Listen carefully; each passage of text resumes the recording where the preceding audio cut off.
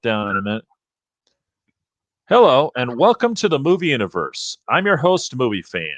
Today, I'm here with my beautiful assistant. No, I'm just kidding. One of my beautiful best friends, Bonnie from Joy Unicycle. Hi, How you everyone. doing, Bonnie? Doing great, and you? Oh, I'm doing good.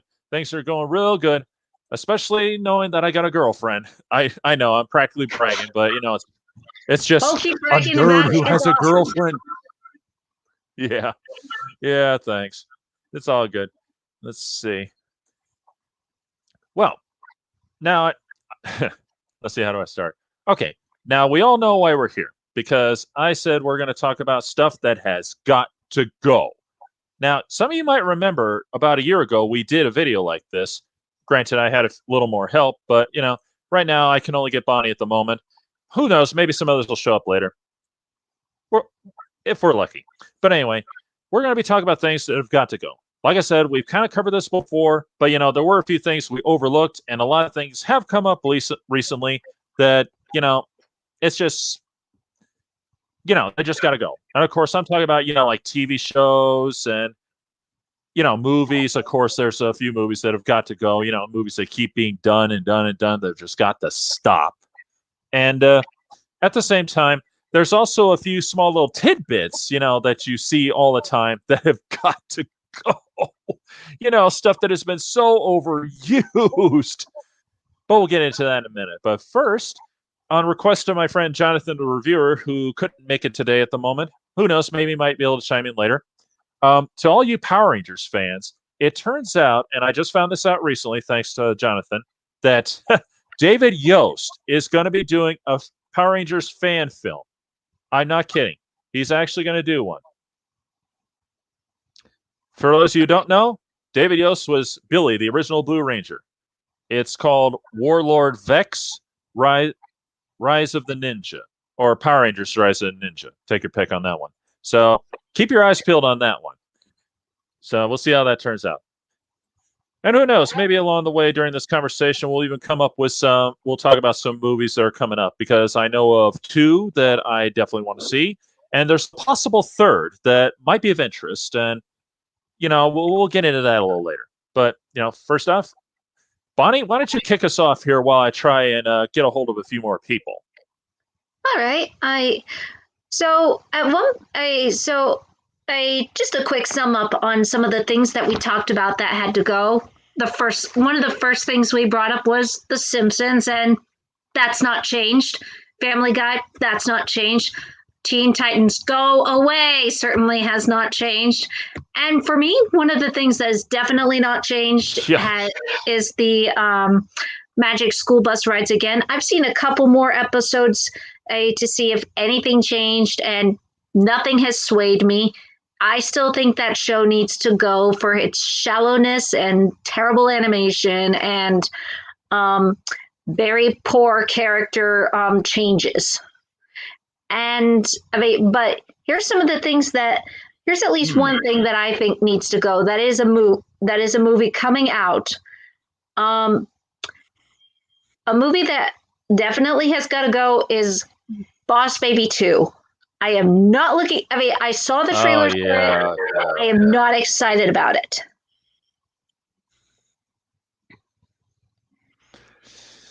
I've seen a few of them too. I'm not happy about it either.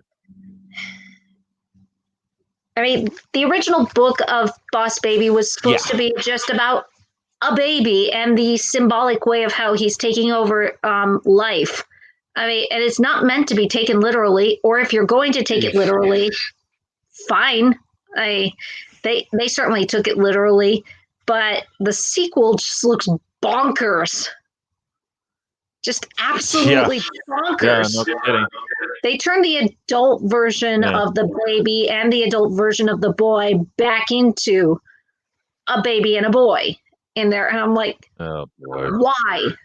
Just why? Why is Baby Corp this important? Are you trying to market these characters because they're cute? Because I don't think they're cute anymore. Yeah, I definitely don't. And it's certainly okay. Let's see. We got a comment from my. Oh, we got comments. No, go ahead. Go ahead. Oh, Yeah, we got 'cause two. I didn't Two see. from one of Oh, my. okay. Hotel Transylvania Yeah, needs to two. go. Definitely needs to stop. Yes, Yep. that has gone far enough. I mean, come on. Literally, what are we up to? 4 movies now, or was it 3? They're going to make a fourth. If they Enough is haven't enough, already. guys. Come on. Um, Power Rangers Super Dino Charge. Also, hi. what is that? Hey, Lampert. Oh, Uh, Power Rangers Super Dino Supercharge is. I think it's the current series at the moment. So I haven't kept too many tabs on the latest Power Rangers. I hate to say, I kind of lost touch with it after the reunion with Austin St. John, which was not very impressive. I'm sorry to say, and that's to all the Power Rangers fans. I'm sorry, I was not pleased with it. I mean, I don't know. One could claim that. Forget it. People has to like this live stream. Sky's Dub. There's my brother from another mother right now. hi. Good to see you, bro. But yeah, people has to like this indeed. But anyway, and yeah, I will agree. Hotel Transylvania, gotta go. Total drama, Rama. Oh yeah, that total drama garbage. That's got to go. I mean, Total Drama Island, Total Drama this from Cartoon Network. Oh no. To put it simply, Bonnie, Total Drama is just a ripoff of every reality TV show Survivor thing there is. It's the same cast of characters in every one of them, too. I'm not lying. The same cast every season. When it's Total Drama Island, Total Drama this, Total Drama that, same cast. Same Total cast. Drama, Every one of them. everything? Oh my gosh. There's about 4 or 5 different ones. I'm not kidding. So I'm calling it everything for short. Oh, okay. Yeah. Dr. Funhouse brought up a good one. Cartoons based off of video games. That probably should go to. That has kind of gone too far, and most of the time it's been so back and forth. Jordan, Ostar. Oh, hey, Jordan. Good to see you. But anyway, let's see. Well, let's see. We got a few from our friends here, and especially quite a few from Bonnie. Disney I want to add to a good reason. I want to add. That's a tough call on my part. But considering the way things have been lately, maybe they should go. I don't know. We'll call that. I'm going to call that 50-50. I don't watch them anyway, so that kind of says a lot. So the only thing that I've heard about Disney, Disney Channel original movies. I'm going to be on the fence on that one, since, like I said, I've never watched them. So. The only thing I've heard from the Disney kind of Channel original. Sorry. Sorry about that. Can you still hear me? That's okay. The only thing I've heard about the Disney Channel original movies is that, well, yeah, I can hear you. You're just kind of breaking up on the video and all that. Oh, whoops. I think they remade High School Musical on Disney Channel. Hey, breaking up again. Uh-oh. I heard about that. Those movies were junk to begin with. I can't stand them. Should I try to start again on my side? Yeah. What? I think you're okay. Oh, okay. You mean try to chime back in or something? Is that what you're asking me? Yeah. I wonder if we should just go without the video. I don't think we really need it. We could just go mics. What do you guys think? You think that might help?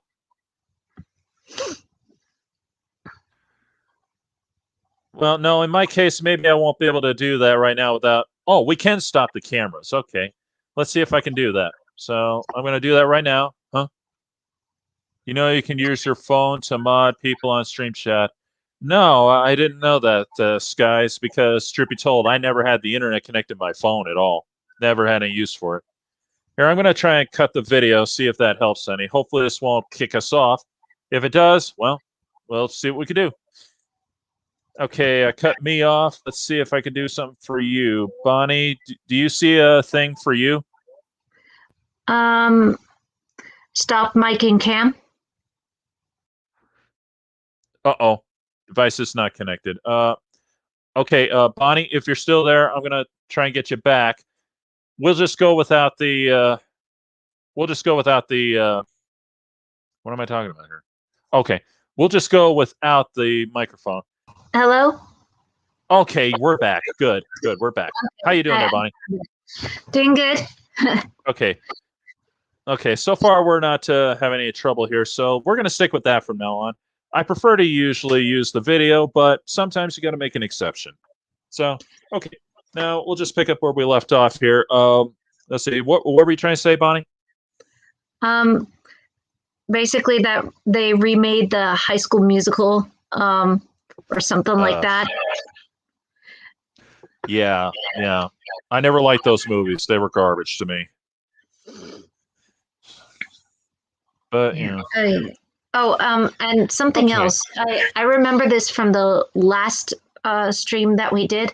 In the comments, two people brought up, what do you think of the Hannah Montana movies and the Powerpuff Girls reboot? Oh. Uh-oh. Oh, God. Oh, God. Uh-oh. I think I'm getting a migraine right now. Ugh. Oh, dear. I have to call 911, okay. People. All right. No, we're not going to go that far. They got enough problems as it is. Okay. Yeah. All right. Well, anyway, I can think of a few things that definitely have got to go. I'm going to touch back on The Simpsons and Family Guy. They definitely got to go because, one, they've been on way too long, especially The Simpsons, and I think we can all agree on that. They are literally a shadow of their former selves, and there's no denying the truth here, people. But what makes things worse is the fact that they've literally caved into politics. And I know you know what I'm talking about. So don't try to pretend you don't know because of the whole voice actor thing. And again, you know what I'm talking about. I mean, I'm sorry, but Family Guy, the guys who make fun of everybody, who have badmouthed every celebrity and politician and everything under the sun, is caving into this? I mean, that's unheard of. These are the guys who practically, and I use the word practically for a reason, made fun of abuse. And they're caving into this. No, correction. They're bending over for this. That's just not right. I mean, this is just, you got to be kidding me. You got to be kidding me. I mean, they're literally bending over for this, and they've made fun of people for years and insulted everybody and made fun of the worst things known to humanity. And they're turning chicken right now. Inexcusable. I'm sorry. It's just wrong. Besides, their jokes have pretty much ended as far as I'm concerned anyway. They're not as good as they used to be anyway. And not to mention, Family Guy's gotten so dirty that, that's it. Yeah, and that actually... Oh, sorry. No, go ahead. I didn't have anything else for that. And that brings up something else that I don't think, but has to go. Cancel culture is going too far. Yes, this has got to stop. I've mentioned about this before in a video. And yeah, this has got to go.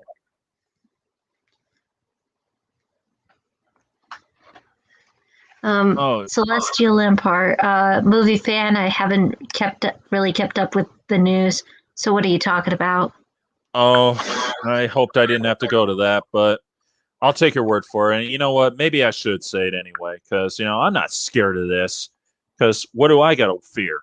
Anyway, okay, what's been going on is because of Black Lives Matter storming around and setting fires and all that. Well, they decided that they're going to have black actors voice black characters and, any other ethnic culture character being, being Indian and by Indian, I mean from India or Native American, that sort of thing, instead of having white voice actors play them. And there's nothing wrong with this because the fact is they're just actors playing a role, for crying out loud. They're not trying to be one thing or another. Now, if you want to talk about bad stereotypes, sure, I won't argue with you on that, but there aren't too many of them. There really isn't too many of them on The Simpsons. Family Guy, that's a horse of a different color, I think, to be honest. But then again, it's just the fact that here they are literally bending over to Black Lives Matter. They don't want to have them cause them any trouble. They're afraid of them. And that is just sad. They are afraid of them. And they have been insulting everybody under the sun for years. And they're afraid. Oh, by the way, in the comments, Dr. Funtime has said Thundercats Roar needs to go for good. I haven't seen it, but I do agree. Yeah, it's. I've heard all the bad things about it. It's got to go. And yes, cancel culture's got to go big time. So. Dr. Funtime, how bad is Thundercats Roar? Forgive my ignorance. How bad is it? Well, while we're waiting on that, let's move on to another thing. I think what we need to do is consider. One thing that's got to go, I think, is the cliche line of, how do I put this? Okay, the scenario that happens in every action movie where they're trying to do that last-ditch effort to gun down the bad guy or the ship or all that, and they do that cliche screaming while they're shooting the machine gun, that whole thing. That's got to go. That has been so overused. It's not even funny. I remember a cartoon that actually made fun of that and thanked them for that. It was Back at the Barnyard. They actually made fun of that. It was hilarious. Back at the Barnyard? Yeah, they actually made a series from Barnyard, the original Party Animals. It was on Nickelodeon for about a couple of years, I think. It was a pretty good show, too. It had most of the original cast, I think. Wow. I mean, it didn't have Miles the Mule. He wasn't there, and I'm pretty sure that wasn't who was it that played Otis? Was it Kevin, the guy from King of Queens? I can't remember his name. It's been a long time. Oh gosh. And I know. Well, it's okay. It's not important. It's not important. And I know the cow that Courtney Cox played. She wasn't in that, but it's all right. Let's see. It had time. Oh gosh. Yep. That qualifies as a must go. Oh, yeah. Teen Titans Go. It's got to go, people. Come on. Why do we put up with those stupid bobble-headed versions of the good Teen Titans? And I'm quoting Trigon on this one.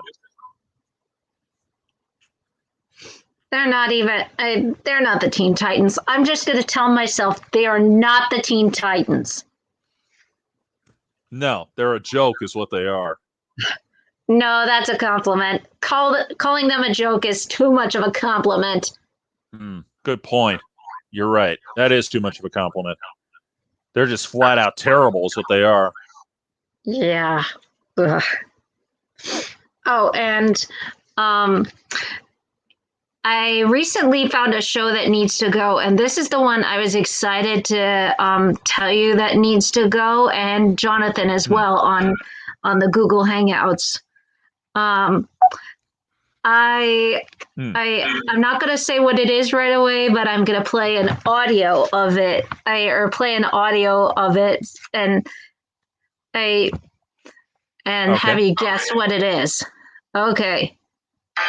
And yeah, guys, I agree with you.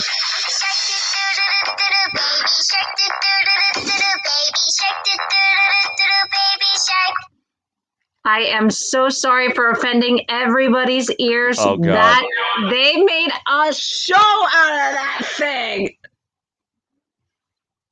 They made a show out of Baby Good Griffin Shark. No. Dr. Funtime's got a good one. Get rid of Henry Danger and his stupid spin-off series Danger Force. Thank you. It's got to go big time. I don't know how that garbage keeps living on. Oh, by the way, they're going to reboot iCarly. I think they canceled that. Oh, they did? I think they did. If they did, thank God. We don't need that. We don't need that. Oh, and by the way, you know some of the worst things about that Baby Shark thing about that Baby Shark show. What? They some of the voice casts that they got in there. They got show just a second, sorry. That's okay. Just pulling it up online because I still can't believe how many people they got on this. Oh yeah, they got for the English dubbing. They got Kamiko Glenn as Baby. Yes, that's the name. They got Natasha Rothwell, Eric Edelston. And these final two were a complete shock. They got Deborah Wilson and Patrick Griffin Warburton as Grandma Shark. And I couldn't even recognize Patrick Warburton's voice. Like, how is that possible? Oh boy. Oh boy. I got nothing for this. I've seen only one episode of this because I wanted to give it the benefit of the doubt and think maybe this could be a diamond in the rough, but it's just a rough. It's not. Oh boy. It's offensive to the eyes and offensive to the ears, and it's what I like to call parent punishment. Yeah, I'm not going to argue with you there. The TV show needs to go, and the song needs to go. Yes, Celestia Lambert, they got Kronk. They got Kronk. No. Which comment did I miss, bro? I was. If you're talking about the click the stream comments, I knew that. I just haven't had any reason to do that yet. But you know what? Since I think I know the one, I don't know if we're on the same page here, but I'm going to backtrack a little bit here. I'm going to bring up my brother from another mother, Sky's Dub, his comment right here. As a Native American, yeah, I'm sure you can all read this, so I'm not going to insult anybody. I'm just going to say I totally agree. We do need more Native Americans as actors and actresses. There's no denying. We need a lot more of that. That's a pretty cool feature to be able to do that, isn't it, Bonnie? Yeah. It really is. And in response to the comment, I'll say, hint, Pan 2015. Yeah, I'm with you on that one. I'm with you. And yeah, I know. I mean, as much as I love the older shows and movies, and, that's just the truth. I like the old shows and movies. The problem is those stereotypes. It's time to put that stuff behind us, in the words of Timon and Pumbaa there. But, the way I see it, when it comes to the old movies, there's no reason that we can't enjoy them as they were or are, because in a way, they're still story art in their own right. It doesn't necessarily make it right what they did back in the day, but the way how do I put this? I'm trying to think on this for a minute. Okay, I'm going to bring up a little thing that, believe it or not, most people don't know about, and it really has nothing to do with it, but it does in a way. Bear with me. Now, I'm sure a lot of people have heard of the play Richard III from William Shakespeare. Well, believe it or not, that was treated as actual history for well over 500 years, or close to it anyway. Let's see, 300 years. Yeah, I'm not kidding. No, is it 400 now? Anyway, 300 or 400 years. It's been treated as actual history. When truth be told, the play itself was actually propaganda for the Tudors, believe it or not, Bonnie. And we talked about the Tudors before with, talking about the other Boleyn girl. Yep. Yeah. And anyway, somebody once said on a special documentary talking about Richard III, the real Richard III compared to the play. And he said that, we can focus on actual history and still enjoy the play for the story art that it is. And, I could totally agree with that. We can enjoy stuff for the art form that they are, even if they're not exactly right. That's just my opinion. I agree, and it's why we have enjoyment from films like Braveheart. It's not an accurate movie, but it is a beautiful piece of art, and in some ways, it kind of encourages people to go look up William Wallace. Yeah, exactly. It could actually encourage people to do that. Unlike the reboots and remakes, everybody says that, they look up the old movies afterwards, and no, they don't. Maybe some of the older people who grew up with them might, but the younger generation, no, they don't. They really don't. I'm. Oh yeah, really? Ooh, Here, I'm going to post that for a minute. that is cool. Yeah, and you want to know something really hilarious? I mean, I find this funny in an ironic way. I'm actually a descendant of Reese A.P. Thomas, the man who allegedly beheaded Richard III. Oh my. What are the odds? Seriously, what are the odds?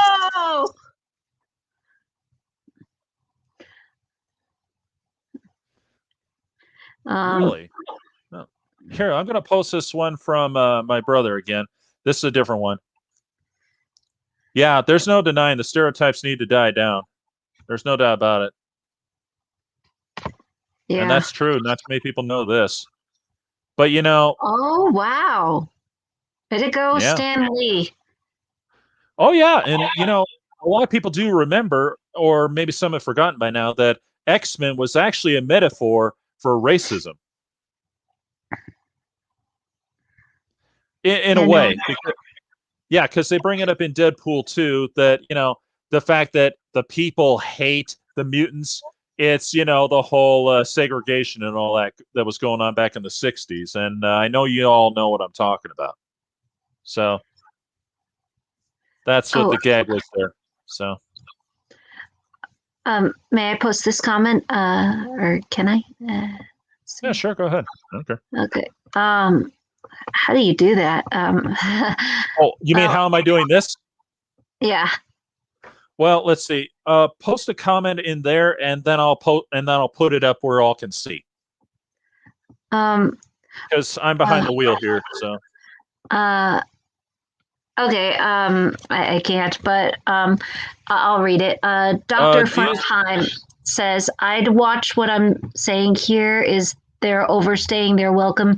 Disney should return to making animated movies." Amen to that, Dr. Funtime. Amen.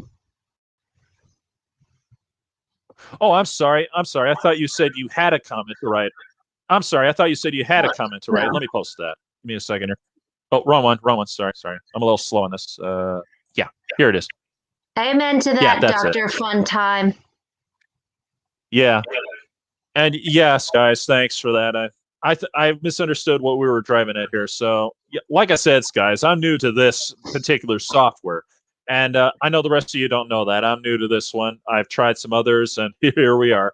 But this is news to me, so this is new stuff for me to play with. So, yeah, there you go. But anyway, yeah. He also says video game movies need to go. Yeah, I brought that one up.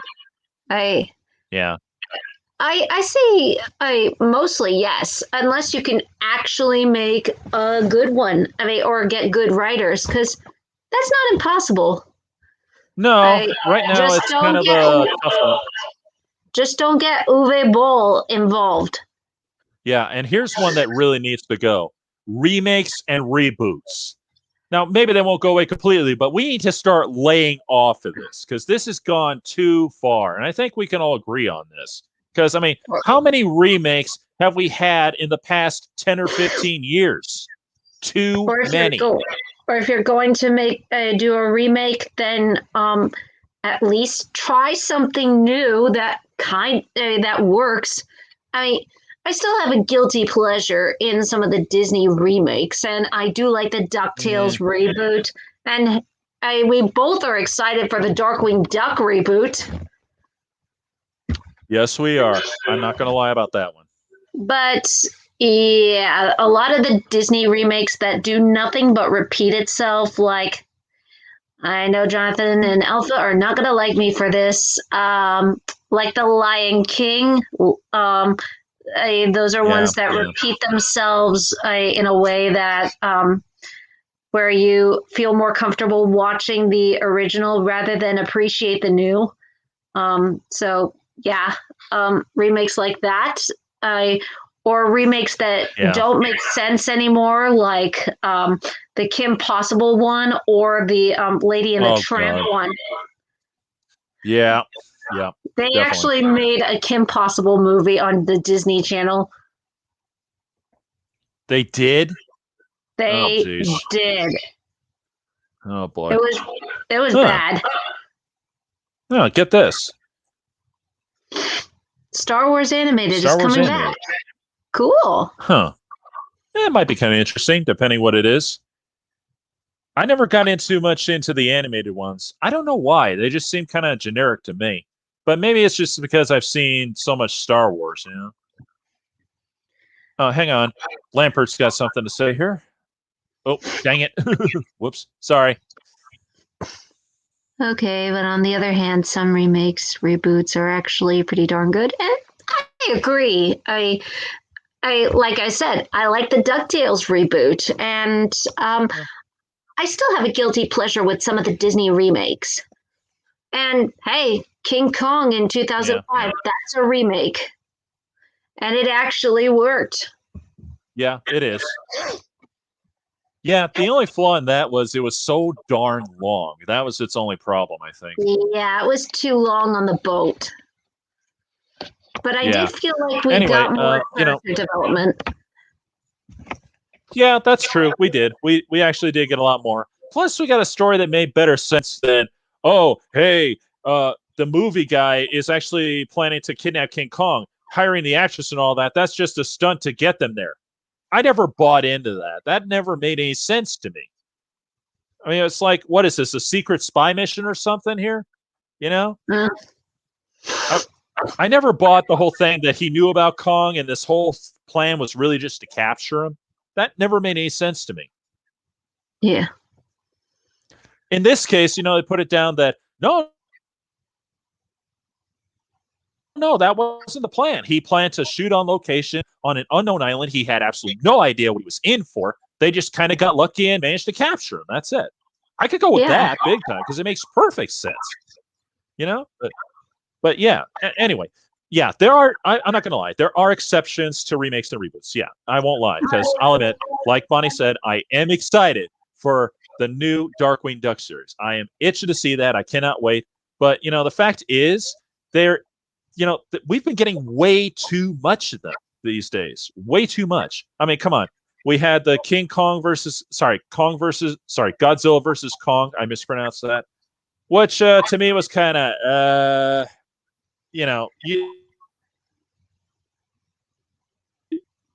I didn't think too much of it. I'm sorry. I looked it up. And I'm sorry, but Mechagodzilla, what a joke. That was the worst version of Mechagodzilla that I have ever seen in my life. I mean, why couldn't they have gone with what they did in Ready Player One? That was a great Mechagodzilla. The new Ben-Hur movie, the 2014 Ben-Hur movie, felt like an insult to the 1950 whatever year it was. Sorry, correct me in the comments. It felt like an insult to the Charlton Heston movie because they actually worked hard for all those stunts, whereas for this one, it was clearly computers. Yeah, that was bad.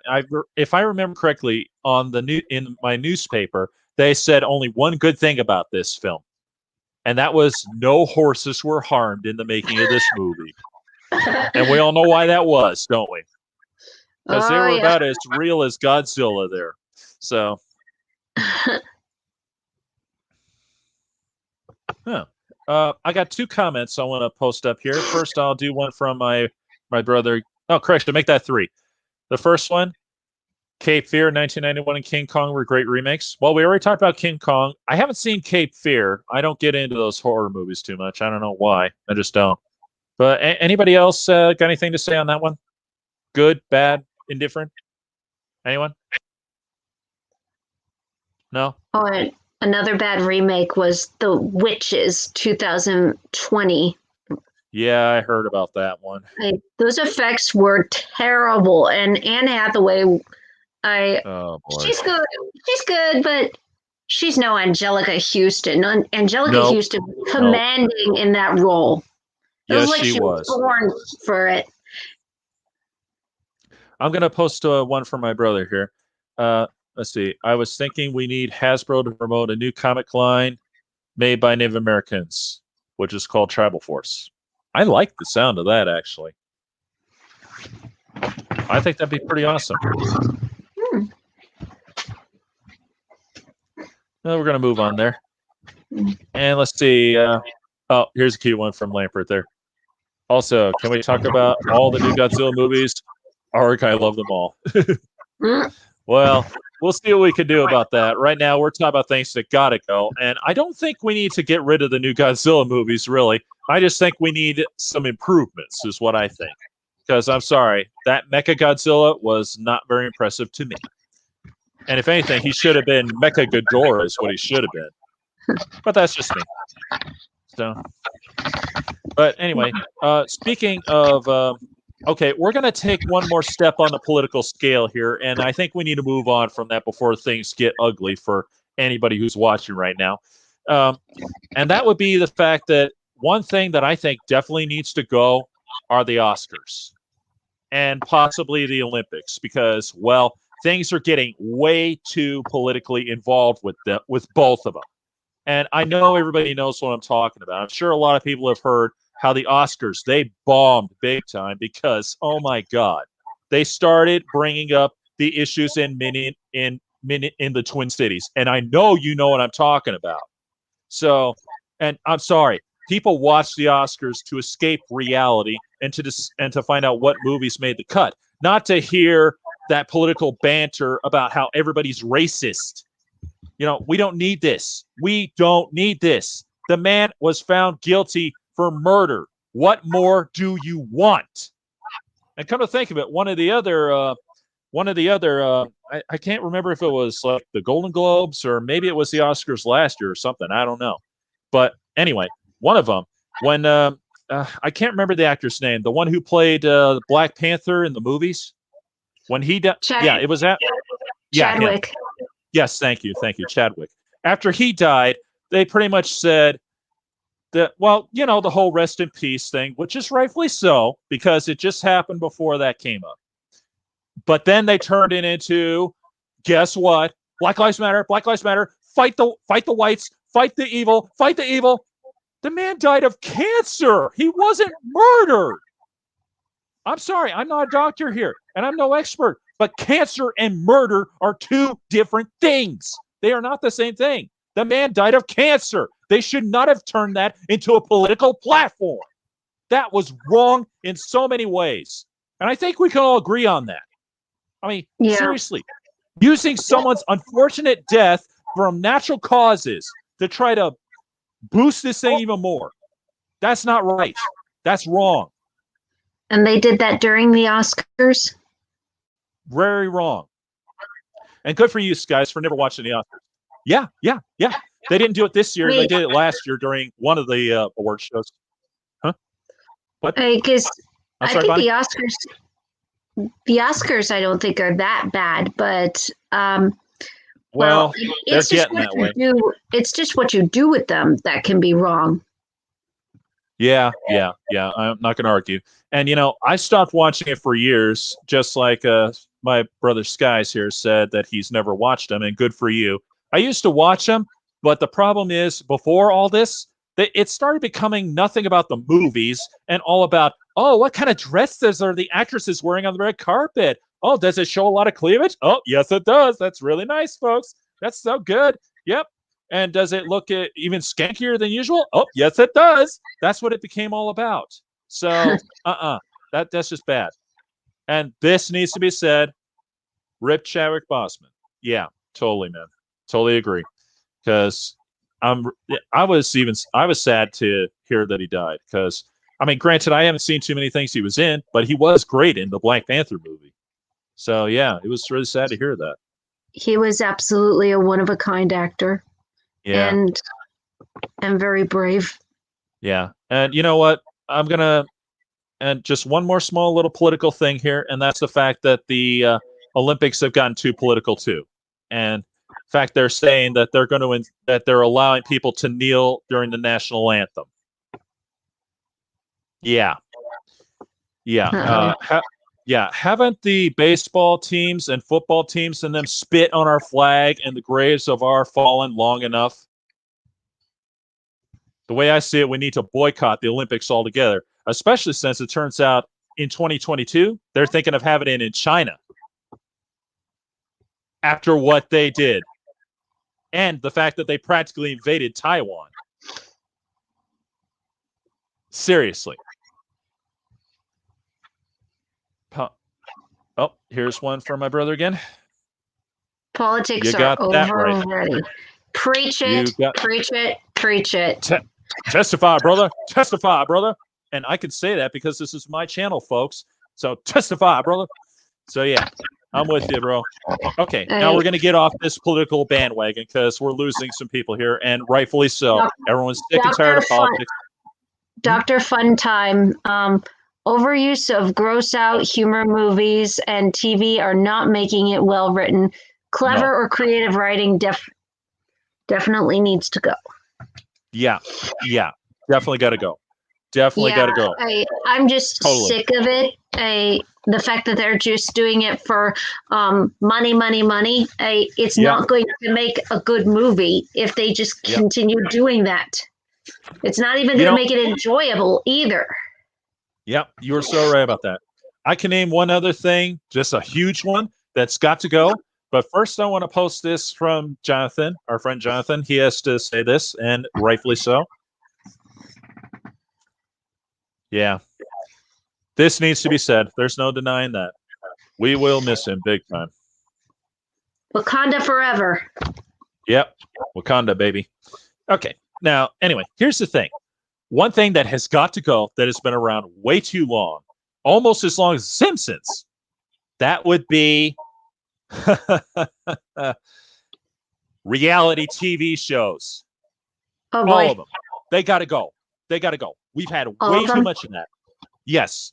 We got to get rid of that. We have got to get rid of that. I mean, was there one that was good? Well, Survivor was all right for the first couple years, but then it just turned into everything else, like Big Brother, and that's oh boy, I got nothing for that. I mean, if anybody's seen the commercials, you know, or even watched the show one time, you know. Let's get real. That's got to go big time. And let's see. It also ended up leading to shows like Pawn Stars. That's got to go. The fakest show on the History Channel. And I'm still mad about that too, because you know what? I remember I actually believed in it. Yeah, I actually believed in it. I went there and it was all a big lie. Every bit of it. So, yeah. Hell's Kitchen is pretty darn good. I don't know. Comment from Celestia Lambert. Yeah. I was never into it, but it's got a good thing going for it, I guess. Yeah. Here we go. Here's one from Dr. Funtime. Pointless and repetitive. Yes. The censorship's got to go. This has got to stop, you know? I mean, seriously. I mean, I can understand censoring it on local TV when you got kids watching. That's different, you know? But to go crazy like that, and come to think of it, these days, local TV, you know, they're practically saying every word except the big letter F word. And we all know what that is. They're practically saying it all now. Heck, they're practically almost showing everything. And I know you know what I'm talking about there. So, yeah. It's like, what's the point? You know, that brings up another one to me. A classic one that I just got to bring up. Soap operas. They got to go. Why are they still around? Who is still watching them? I mean, come on. Look at HBO, Cinemax, and Showtime. They literally show all the nude scenes that people are wanting to see when they watch all the sexy results on soap operas. I mean, we all know that's what it's all about, is the sexy results, in the words of Homer Simpson. That and the cliche over-dramatic acting. Sheesh. And, I would love to reenact that right now, but I fear Go that ahead, we'll pull on the camera. You insist, huh, Bonnie? Absolutely. Audience? All right. Give me a minute.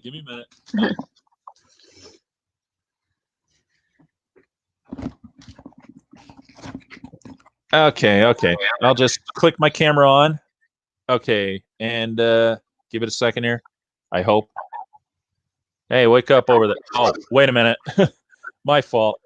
I put my camera down. Anyway, yeah. We all remember how this usually goes. The concept is very much the same. It's always the same. Literally, it's I'm leaving you for your mother. I'm leaving you for your brother. I'm leaving you for your sister. I'm leaving you for your cousin. I'm leaving you for this. And don't forget the ever dramatic pauses, just like in the words of Dr. Drake Moray. I'm sorry, but your husband, he's in a coma. He's in a coma. Oh, and who can forget the cliche story of whenever they're talking so dramatically to one another, one is talking to said person and the other one has their back turned and they're talking as if like so, and then they go, I'm sorry, I've fallen in love with someone else. And technically they're talking to this person here, but of course they're talking to the camera that way. And I am leaving you for that person. It's like, oh dear God. And who can forget all those over dramatic endings, that they just love, over dramatic cliffhangers they just love to do for no reason. Remember those? Which comment, bro? Which one?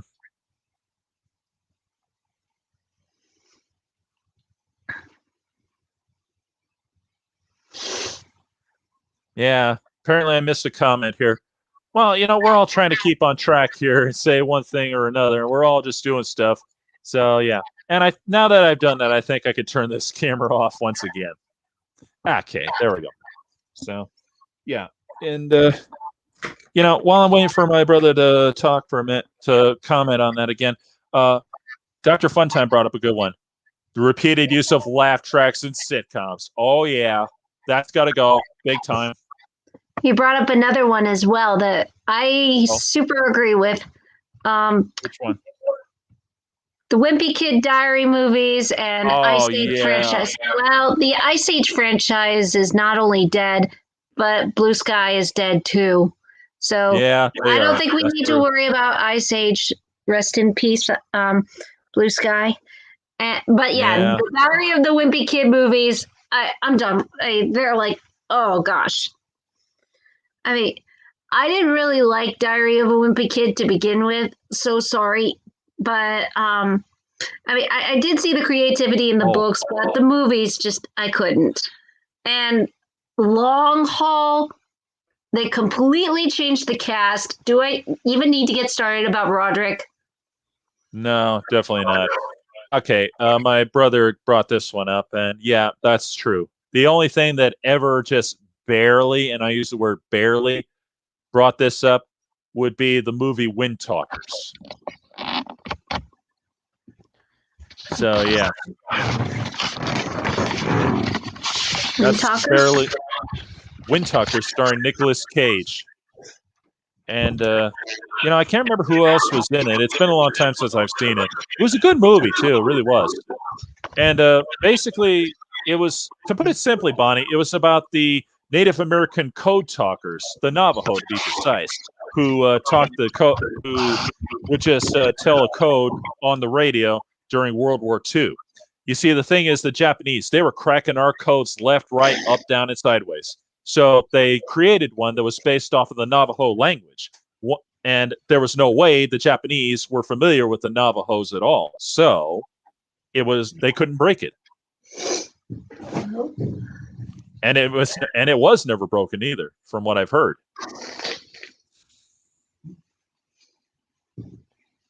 Yeah, it does have little less stereotypes, but one key thing here, bro, is the fact that it did bring up the truth about how they were treated as well, here and there. So, you know, so points for honesty on that one. Yeah. Are you having an audio trouble there, Bonnie? No. I'm fine. Sorry. Oh, okay. Okay. I'm just asking. Yeah. Okay. You know, I think we need to keep on track here. I mean, I don't want to get involved into Oh, politics again. I got another one. What you got? What you got? Okay, so this kind of goes back to the reboots one, except I think this one is going to take a lot more offense. Not politically, but movie wise, especially for anybody who loves movies. So there's been talk about rebooting a certain beloved a beloved classic comedy called Princess Bride. Oh no! They Seriously? thought about. There's been talk about rebooting it, and wow, and even Carrie Elwes actually posted on Twitter. There's a shortage of perfect movies in this world. It'd be a pity to damage this one. Yeah. Okay. If they dare reboot this movie, yeah, I'm with you on that one. That needs to go. That idea needs to die. Yes, it does.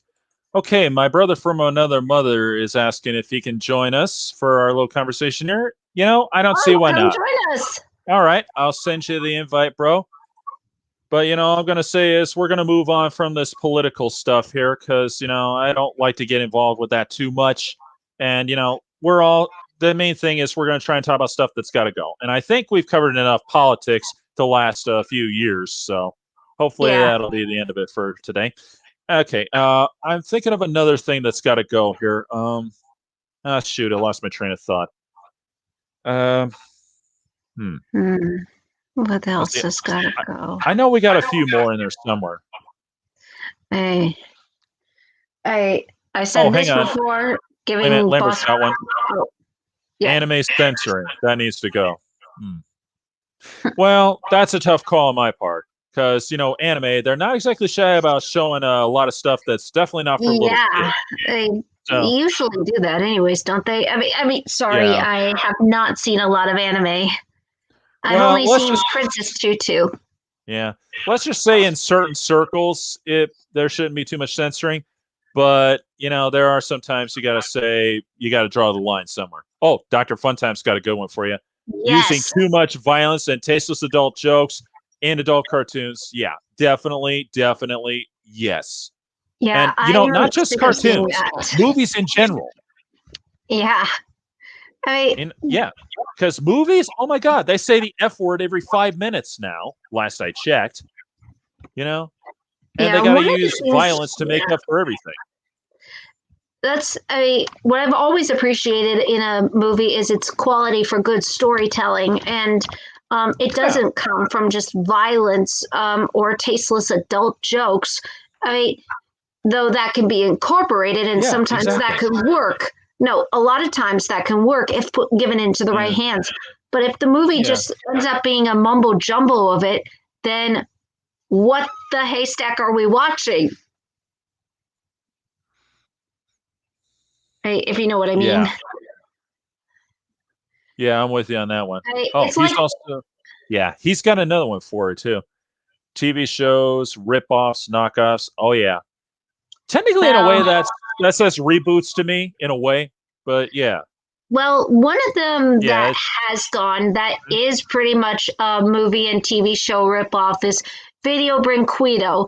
That studio's gone, and thank goodness that studio was shameless about all the movies they were ripping off. They would actually say on the cover, inspired by the latest blockbuster from Disney or DreamWorks. Yes, they literally put that on the cover. Wow. They were that shameless, and thankfully they're gone. Yeah. Okay. Yeah, I remember that. That was pretty bad. Okay, my brother from another mother is here. So, for the first time ever on my live stream, actually, here he comes. Sky Stuff. Oh, I think your mic is off. Oh. Uh-oh. Oh, here we go. I think he's got it now. How you doing, bro?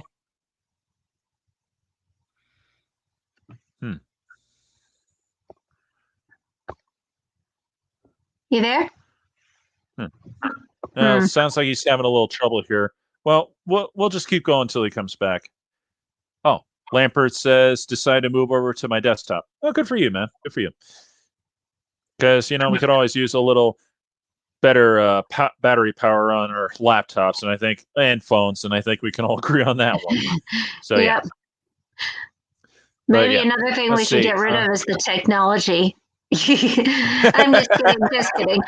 I like telling people that the best way to get rid of the best way to cure technology is with a sledgehammer. Yeah, that might not be the worst idea ever. Yeah. I would say social media's got to go, but it does have some uses. Not much, and but we are on social media, so debatable. So that would make me a hypocrite at this point if I said that. Really meant it. You there? Let's see. Yeah. It's having trouble still. Oh, dear. Oh. Well, I'm sure he'll get connected eventually. He's real good with technology. Better than me, in fact. In fact, he's the one who insisted on me trying to use StreamYard. Incest in films. Oh, my gosh. Oh, boy. Bonnie said it, and I'm sorry, Dr. Funstein. I'm not going to post that one. I think that speaks for itself. Bonnie, you already said it, so yeah, that's got to go big time. That's the bad. Fact that that's bad. And we all know why it's bad. So, wow. Yeah. I already we all know why. So we're gonna leave it at that. I think. What? I'm sorry. What? Star Wars was one thing, but Game of Thrones. The fact that they put that in. Oh God, yeah. Yeah. Yeah, Game of Thrones. Oh my God. But then again, let's get real. The real reason that people watched that show was, okay, sure, for some of the action and the dragons. But we know what they really watched it for. It was all the sex scenes. Come on, people. Let's not lie to ourselves. That's the only reason that show was popular. And it makes me wonder why soap operas even exist, because they got that going on, Huh? Looks like he left. Well, looks like, or maybe he's starting up. I'm sure he'll come back. Well, he's still. He's. They have. Oh, I'm sorry. I'm sorry. Yeah. Well, he's still got the link, so I'm sure he'll come back. I don't know. Another thing that needs to go is another thing. Oh, well. So, anyway, okay, we're going to move on to something else here. Let's see. What else needs to go? Well, I think the censorship of old cartoons, that needs to go. Because there are sometimes it's like, you got to be kidding me, guys. I mean, do you have to make such a big deal about certain things? No, correction. I'm thinking, I got it backwards. We need to stop clipping TV shows and cartoons, making them shorter for commercials, so they can have more commercials in them. That's got to stop. NVM, it weirding me out. Oh. NVM. Never mind. It means never mind. I'm so sorry. I don't know. Well, I got nothing for that one. So, sorry, bro. But it keeps saying the same thing, like bleh. I'm so sorry about that. Yeah. Maybe sorry, try bro. one more time. Can you try one more time? Maybe it'll work on the third time.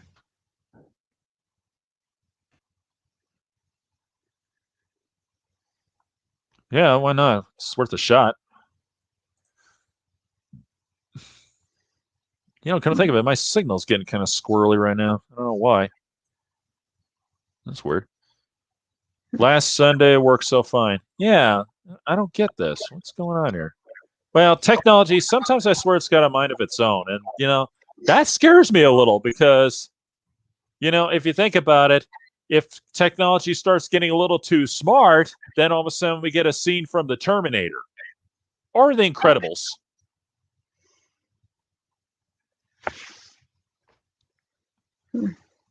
And I think that just went over a lot of people's heads right now. Sorry. Oh, well. Went over my head as well. Tomorrow. Okay, okay, let me try that again. In the Terminator, well, basically, the future was that Terminators and robots had taken over because they became too smart and decided to not take orders from us anymore. That was part of it. And in the movie The Incredibles, and I'm talking the first one, Bonnie, have you ever seen that?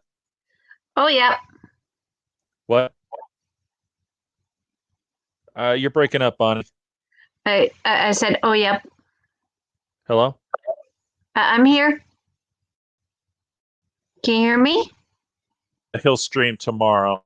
Yeah, might as well go with that. Bonnie, can you hear me? Yes, I can hear you. Okay, I hear you now. Now, what were you trying to say? Have you seen The Incredibles? Oh, yes.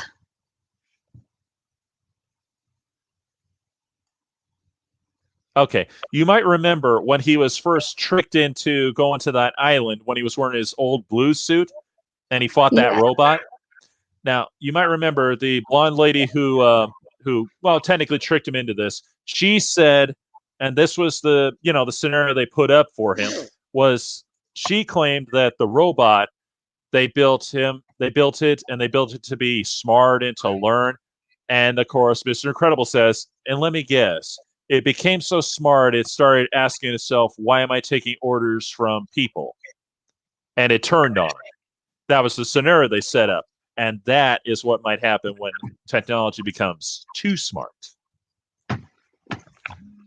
That's what I mean by that. That wouldn't surprise me. Oh, excessive and unwanted animal abuse. All the more reason to make sure we don't make technology. Oh, Dr. Funtime. Yeah. Yep. I agree. Yeah. And you know what? That brings to mind another thing that's got to go. Those ASPCA commercials. Or at least tone them down a little. Because, oh my God, why do you keep torturing us with those commercials of those poor animals? Do you mean the RSPCA? I thought it was the ASPCA. Oh, because I remember this commercial from RSPCA that was horrifying, where it just stared at a puppy and then started putting a gun towards its head and said, "Please give us £1, or we'll have to pull the trigger." I think I remember that one. And actually, that was ripped off of National Lampoon magazine, believe it or not. That was like one of the most horrifying commercials I had ever seen. Yeah, it's pretty bad. No, the one I'm talking about is the ASPCA. And let me see if I can post that here. I don't know if it'll work, but it's worth a shot. Oh, wait, I don't think I have the ability to post pictures. So, oh, well. It's not important anyway. Let me see. Bonnie, I'll post it into Google Google Hangouts. Okay. That'll help. Yeah. All right. I'm just posting a simple image here, just a title, and it might ring a few bells for you. Now, I'm not showing you a real sad picture, just a simple one. Like I said, here, that. Now, think of them and remember the fact that, bro, I did catch the footage to King Kong and Godzilla may team up with Mechagodzilla against Mechagodzilla thing. What the haystack is with this picture? Yeah. Like, here, let me see if I can put it up on the camera. Yeah. I don't think you can. But, What the haystack is this? Yeah, that's one.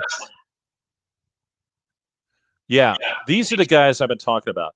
Now, granted, that's nothing compared to seeing stuff like, I'm sorry to have to do this, but I have no choice now.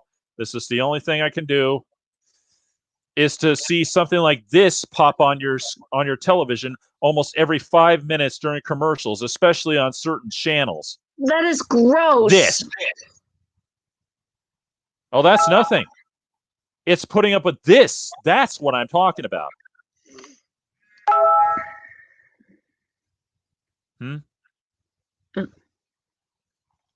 Oh, that's just my phone going off with it. Sorry, I'll turn it down. No, it's not that. It's just Sky's Dub was telling me you may want to hear this.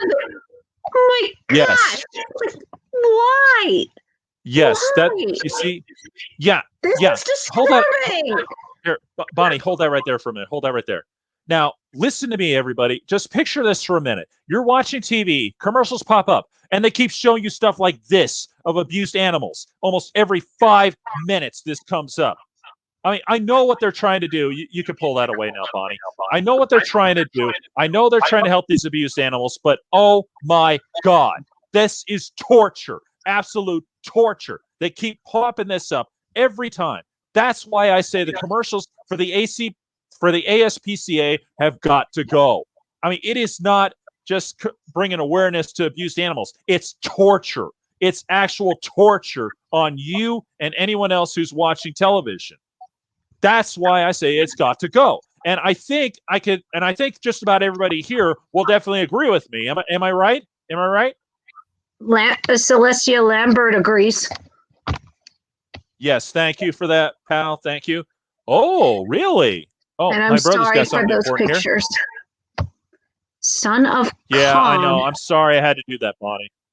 Yeah, they haven't talked about Son of Kong since the original film. Didn't they make Son of Kong already? Not recently, no. There was only one Son of Kong film, and that was back, I think back in 1934, if I remember correctly, maybe 35. It wasn't very popular for some reason.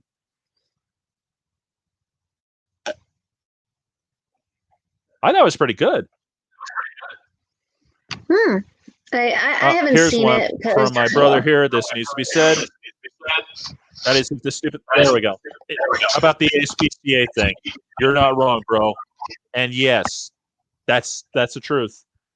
You know, because oh my God, that's torture. I mean, there have been so many times that I've seen that pop up almost every day of the week when I'm watching Me TV. I'm not kidding. And try and picture watching. Okay, try and picture this, people. It's Christmas time. You're watching, just a Christmas show on television, on Hallmark maybe, or you're just watching a random show just because you're breaking up the monotony here, and that keeps popping up during the holiday season. That is just wow. Yeah, it's torture. I've heard supposedly some people were trying to put up a petition to at least try to limit those commercials.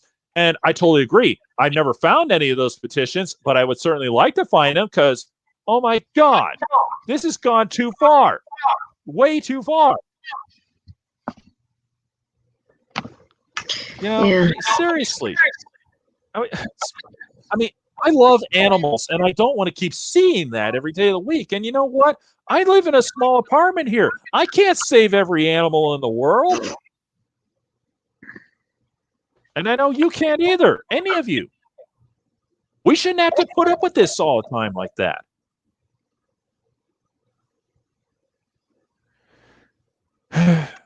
Okay, let's move on. Back to the Son of Kong thing. And yeah, bro, I did catch that. And yeah, that's the truth. It did flop. I don't know why. People didn't like it for some reason. And that's why they're making it better. Well, considering how the original movie just didn't do so well, who knows? Maybe it'll actually succeed. In fact, I think it flopped so bad that they only played it one time on TCM. Only once.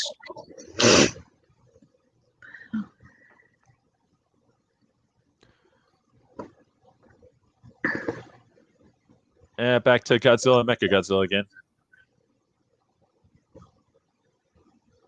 Bro, I can't. I could tell you, but well. Let me ask you this before I say anything. I saw some clips. I know what happened. I know what's going on. So, would you want me to tell you, or would you want to wait and see what happens next? Before I get an answer, we'll move on to another one from Dr. Funtime.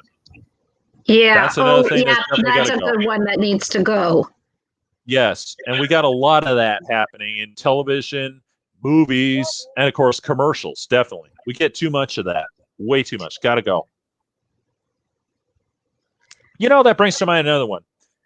The NCIS series, the Navy NCIS series. Sorry, but I don't know if the other two are still around, like L.A. or New Orleans. The original one is still playing. I don't know about the other two, but they got to go because I'm sorry, the CSI craze, it's done. It's time to just end it. It's been on way too long, and we're pulling out of Afghanistan. I think it's time to just pull the plug on this gag. So yeah. I mean, you can only do so much crime shows in such a certain amount of time. And it's gone way too far. I'm not saying it's bad, it's just that it's watered down. Way too watered down. Okay, he wants me to tell him. All right. He wants me to tell him. I did find some clips, and yes, Mechagodzilla does make an appearance, bro. And it is the worst version I have ever seen in my life. I'm not kidding. And yes, Kong and Godzilla do team up against Mechagodzilla. In fact, Mechagodzilla is actually first he's like created by this one crazy scientist from movie 2 right at the very end. You might remember the end credits. He had Ghidorah's third head, and he planned to use it to try to create something. Well, he used it to help create Mechagodzilla, and Ghidorah took over. And so Kong and Godzilla need to team up and fight him. And just for that, I think because you ought to know, he doesn't really show up officially to fight them until close to the very end. So no, it is not Mechagodzilla that's rampaging throughout the world. It is Godzilla himself. And they just put aside their differences to fight Mechagodzilla. Yeah, I got nothing for that. So yeah, and that's pretty darn random, actually. Just like Dr. Funtime said, that's pretty random. So yeah. Let's see. I know there's a few more in there somewhere that have got to go. Bonnie, you got any? Peter Rabbit 2. I want to see Peter Rabbit 2 not come to theaters. Oh, man. Yeah. We definitely don't need to see this. I'm already upset with the first movie, and not just how it completely went against the book, but how on its own terms it doesn't make sense. Because this brings in another thing I'd like to go with that needs to go. The jerk, the main character who's been a jerk for the entire hour of the movie suddenly turns around for the last 20 minutes out of complete nowhere. That cliche needs to go. Especially if the situation doesn't work in. Yeah, I agree. I totally agree. And you know what? I just let's see. My brother said that the Godzilla thing is interesting, so we'll just leave it at that. And I got another one for you from Dr. Funtime. Boy, he's been very helpful today, hasn't he? Yeah. They all have. You all have. Yeah. You all have, really. So let's get real. Yeah, and to make it even worse, Happy Madison actually had a movie where they made it a complete joke, where they made child abuse a complete joke. Not just child abuse, but statutory rape. They actually made a joke out of it in the movie called "That's My Boy." That's horrible. That is just horrible in so many words. Adam Sandler, you could be a very nice guy, but shame on that movie. Yeah, no argument here. I What? actually find it worse than Jack and Jill. Oh God. That says Lampert, a lot. what are you confused about, Lampert? He's got question marks, and I don't know why just yet. Oh yeah. So, we'll hold up on that. So, maybe he'll tell us later. And yeah, that's true, bro. The funniest thing, King Kong Godzilla made lots of money. Yeah, that's true. But then again, look what competition they had. They literally had no competition at all, and people were stuck inside for a whole year. So, yeah, that was bound to happen. They were bound to rake it all in big time. I'm just saying because it needs to be said. I don't have an issue with it, but with the movie itself, I mean, there are some things I'm not too keen on, but yeah.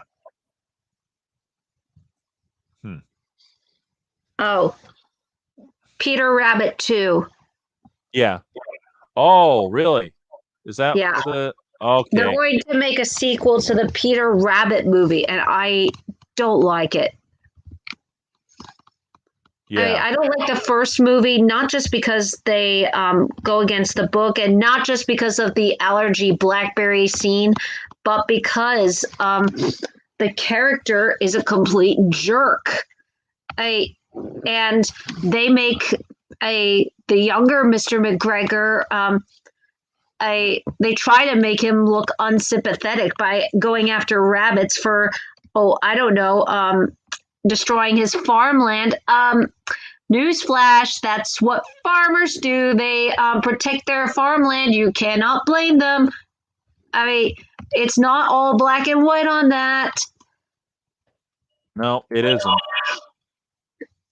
The Alpha and Omega series from Liongate and Crest Animation. Oh, yeah. From Dr. Funtime. Hang on a minute. Yeah.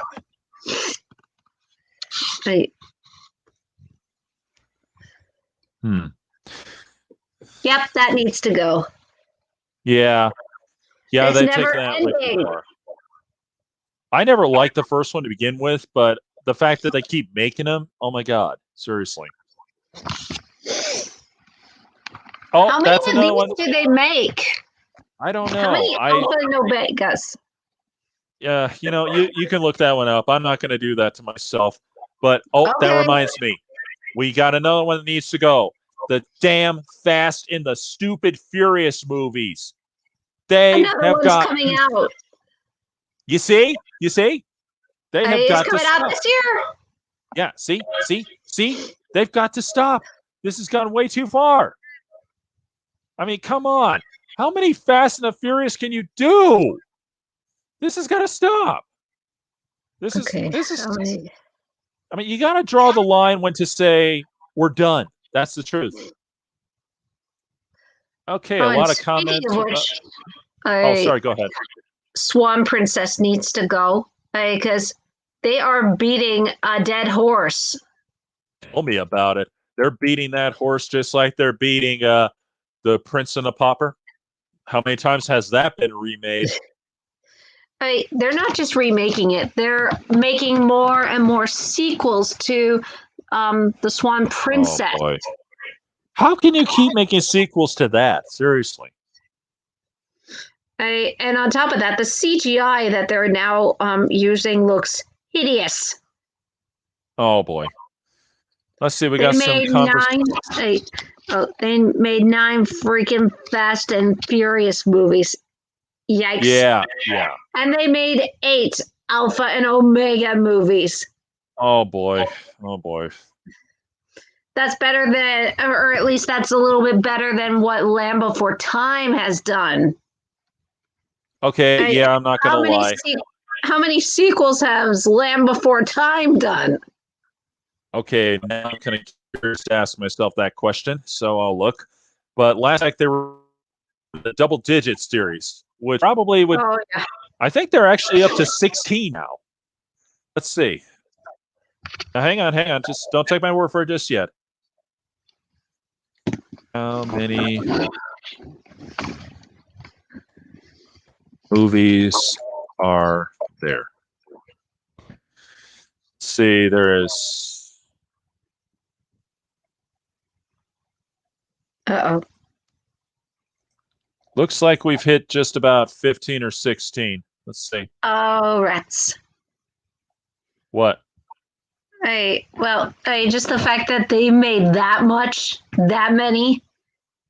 Like, what more could you do with Land Before Time?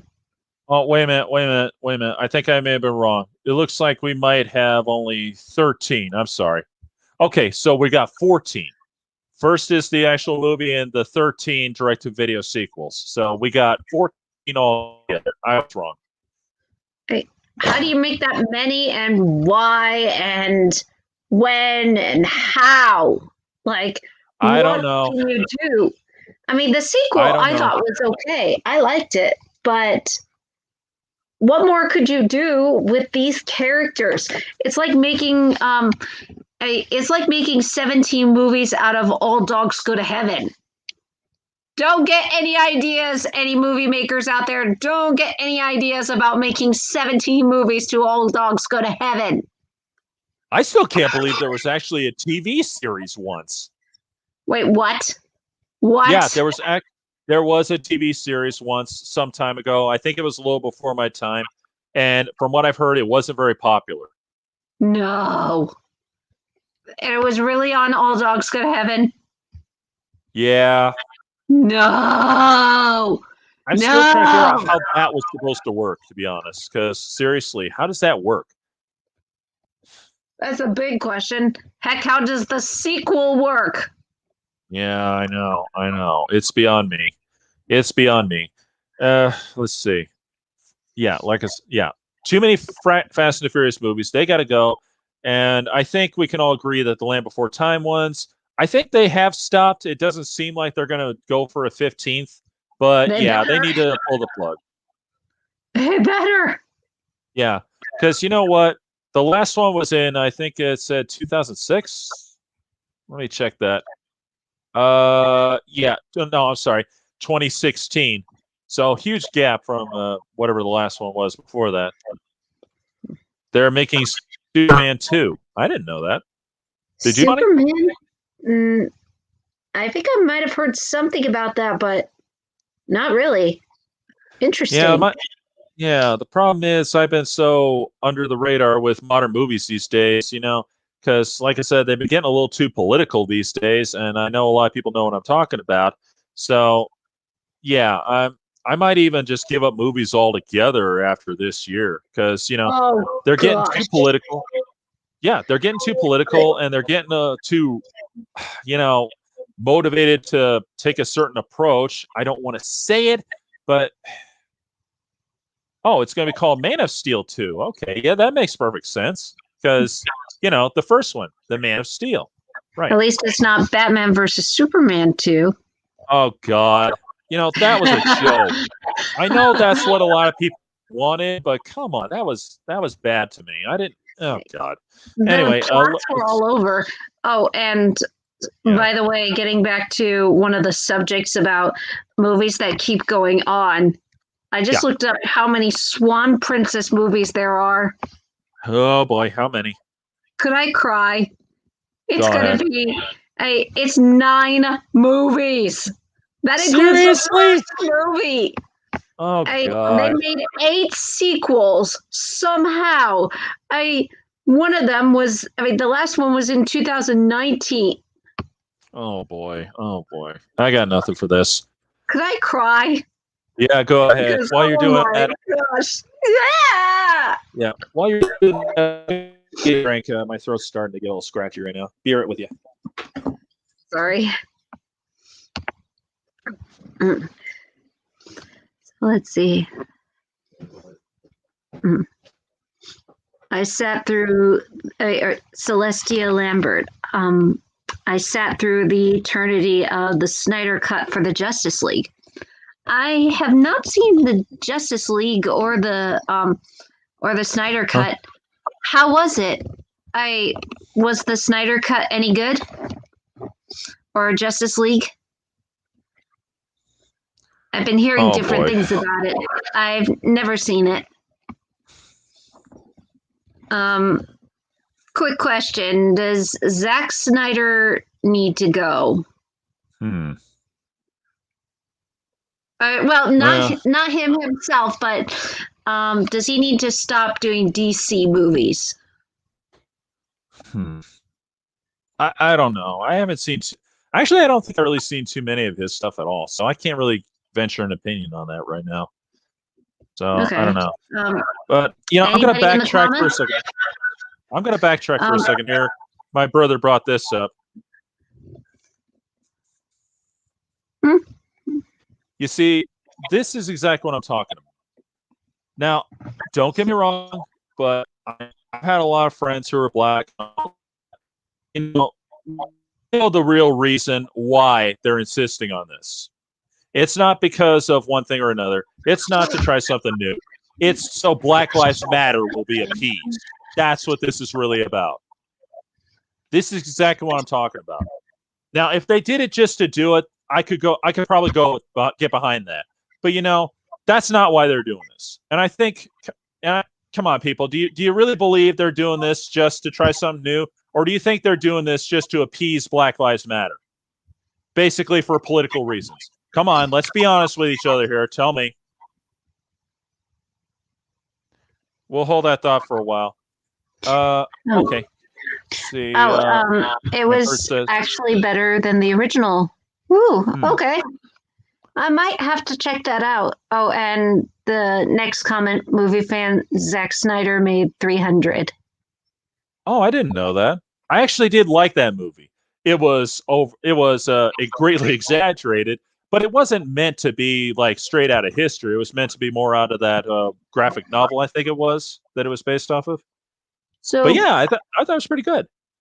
And for the record, I think Zack Snyder can be a good director. I just don't know if he's given the right category. With DC, what do you guys think? Is he any good with DC, or does he really need a lot of work? This is Sparta! I love that line. Love that line. Since I haven't seen him do DC, I really can't venture an opinion on that one. But he does show. The only one I've seen him do was Batman versus Superman. Yeah, well, I saw clips of that. And that's about it. And my sister and I were the only ones laughing at the beginning scene. Out of the entire theater, we were the only ones hysterically laughing.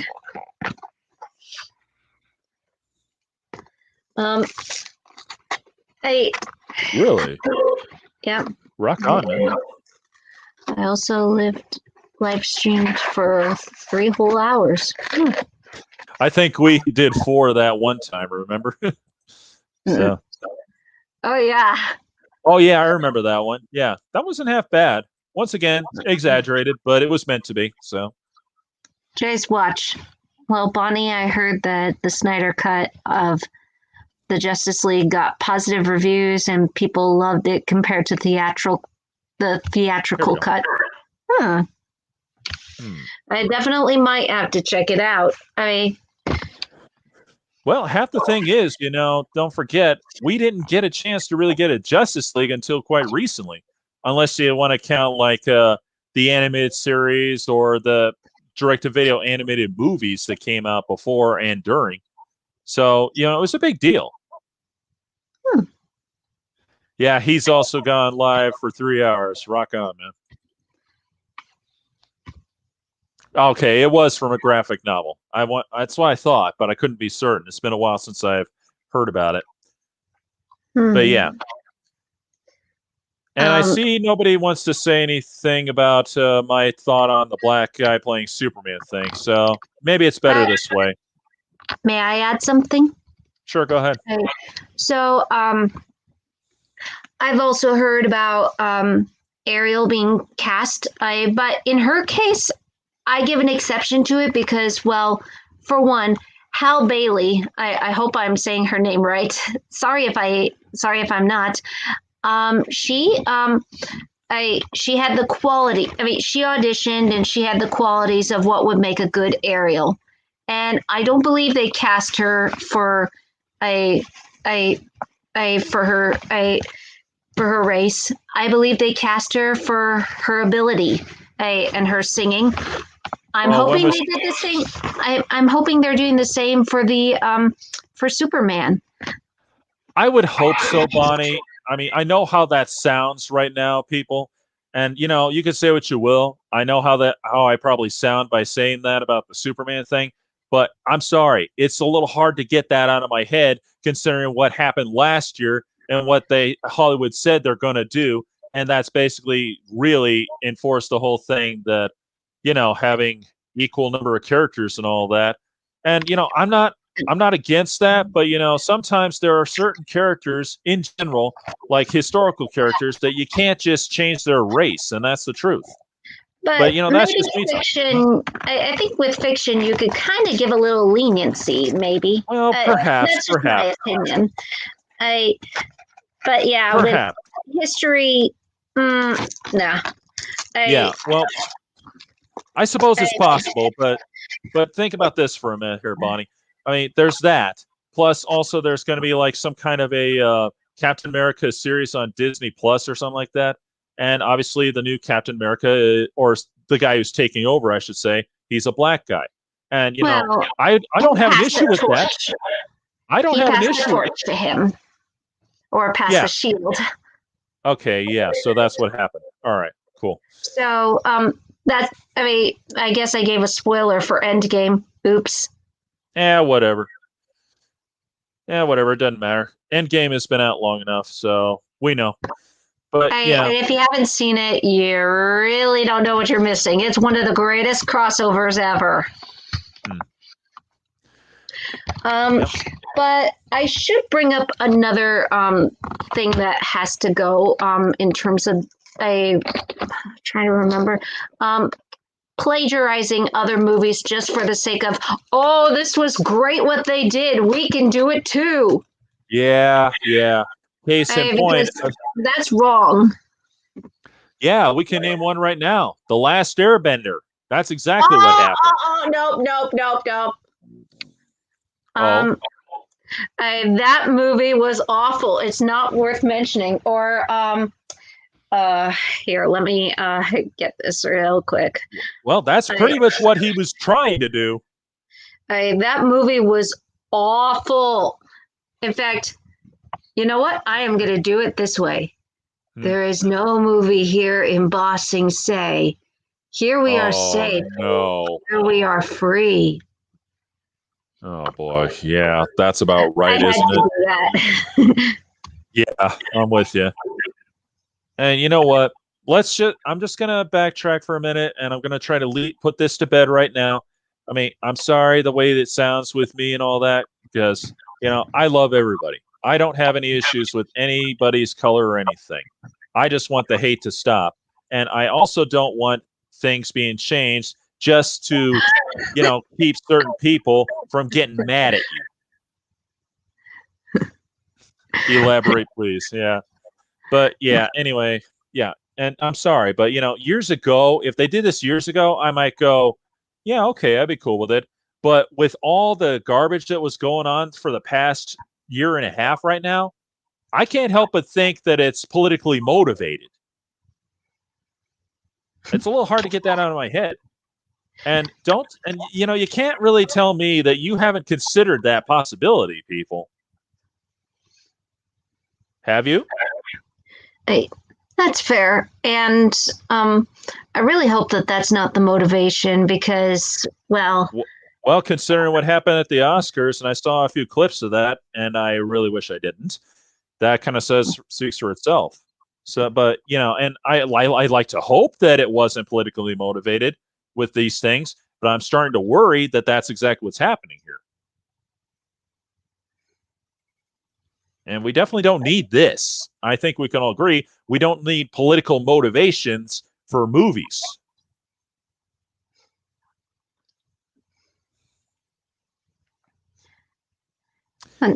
Thanks, guys. Dub. And Yeah. Here, let's move on. In fact, here's a good one. Toxic and negative propaganda that corrupt people and poison children's minds in film and TV. Yep, definitely. There's been a lot of that going around. oh, and he also added another one. Toilet humor that's been overdone and overused in film and TV instead of well written and very clever. Oh, yeah, Yep. yeah, And Jay's Watch agrees as well. yeah. That's true. That has been done way too much. Yeah, I honestly, like if you cannot incorporate it well and are doing it just for the sake of doing it, it's not funny anymore. Oh, wait a minute. Hang on. Bonnie, I got to post this. I'm sorry, but I got it. That's for my brother there. Thanks. Hey, thanks again, by the way. Yeah, I'm sorry. Just it was rightfully deserved because there's no doubt that Bonnie is a very beautiful person in more ways than one. She really is. So, yeah. And that's what we need more of. We need to spread the love, not the hate. Hey, I think we can put do that in that. things to keep. I'm sorry? I put that in a list of things to keep. Yeah, definitely. That's things to keep. Oh, and here's something that needs to go. It's not a movie, but if it ever becomes a movie, I am going to be so mad. So, ladies and gentlemen, are you already bothered by 50 Shades of Stupid and Twilight? Oh, no. Yes. So both are written by, so both are told from the first person point of view of the lady, of the ladies. How about a series of books that reverses it? Where it's told, where there's another series of books about the same thing and told from the perspective of the guy. They're doing that for Twilight and for 50 Shades Stupid. That needs to go. Oh my God, that's practically what happened with the whole concept of the Shattered Grid series and some of the various other ones. The difference is with the Shattered Grid series, it was a cool idea, because it was a what if scenario in another dimension. The problem is lately, Power Rangers has taken that dimension thing way too far. I'm not saying that's got to go. I'm just saying they've gone a little overboard on it. And that's practically what's going on here with this series of books, I think. At least that's what it sounds like to me. Yeah. And for me, I say that it pretty much is it's milking it. Yeah. It's the authors milking it. Yeah. And no argument here, bro. Honesty is always a good way to go because, it's true. Heck, it worked for me and my girlfriend, that's for sure. Now, here's one. Insulting the audience and viewers' intelligence, that has definitely got to go. And yeah. Let's see, there was a follow-up Take on that notes one. on that Emoji Movie. Let's see, somebody else. Here's another one. Here's another one that came up. This has definitely got to go. And I think we can all agree on this. Yep. I know Lampert can definitely agree. That's his response to that one. Mm-hmm. Oh, and Jonathan agrees 50 Shades has got to go big time. Yeah. Post it up. I got to post that. Yeah, definitely. This is too cute. I can't ignore this one. Oh, thanks. Yeah. Haven't seen Power Rangers yet, but thanks. One of these days, Bonnie, you got to, and you especially need to look up the original movie. I think you'd actually like it if you give it some time. Of course, granted, it's a little different compared to the stuff you've watched because it's a superhero kind of thing and a very different one at that. Yeah, so I may not have entirely grown up with superheroes. I mean, I grew up with things like Bugs Bunny, VeggieTales, Disney, you name it. Well, who didn't grow up with Bugs Bunny and Disney? Oh, speaking of which, I got some big news. I don't know if anybody's heard this yet, and I didn't consider making a video on this because, well, I didn't see how I could just do that, especially considering how literally, MeTV did this at the last minute. If anybody hasn't been watching MeTV or hasn't heard anything yet, get this on the channel. You know how they've been doing cartoons lately? Well, they added in a new one, the Pink Panther.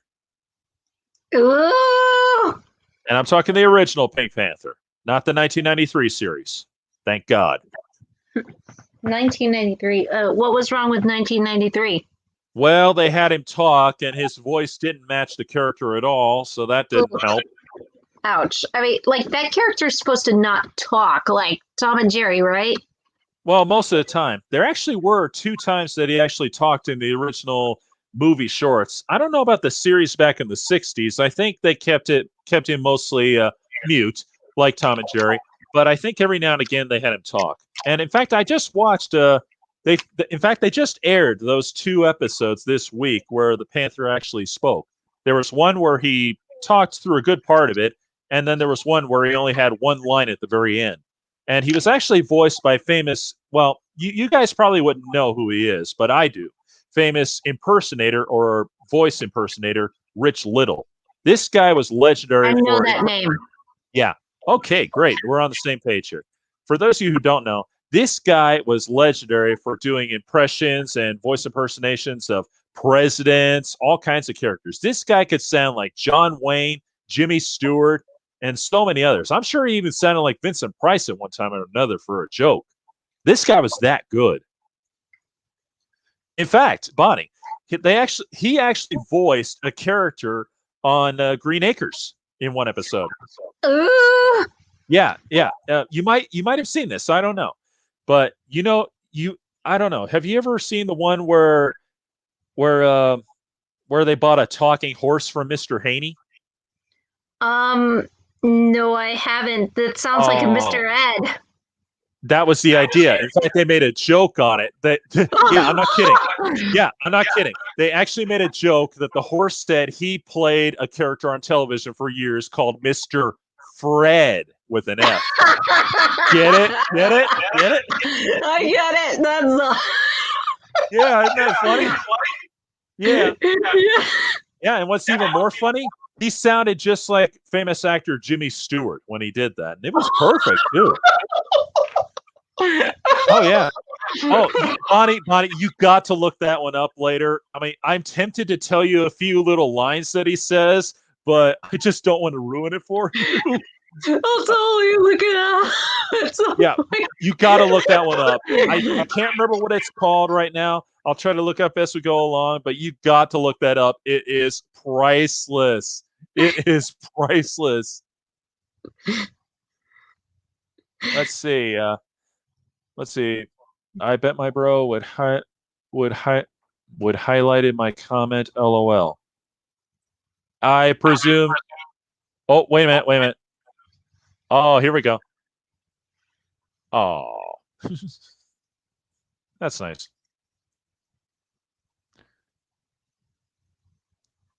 Is this one a follow-up to what Jonathan said, bro, about Bonnie being Kimberly?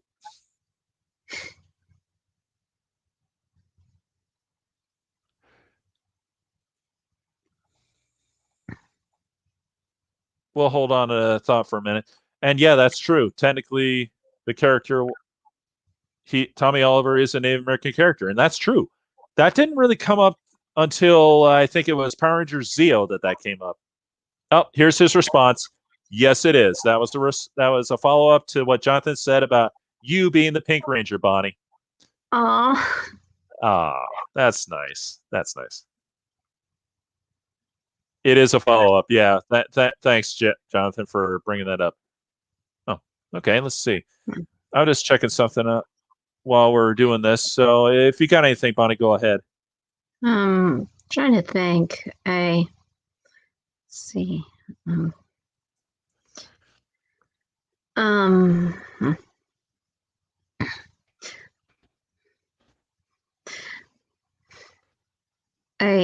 I can't really think of a lot that that needs to go, but maybe we've just about hit the end of the road of what needs to go, and we could probably talk about things that should either stay or things that we're looking forward to.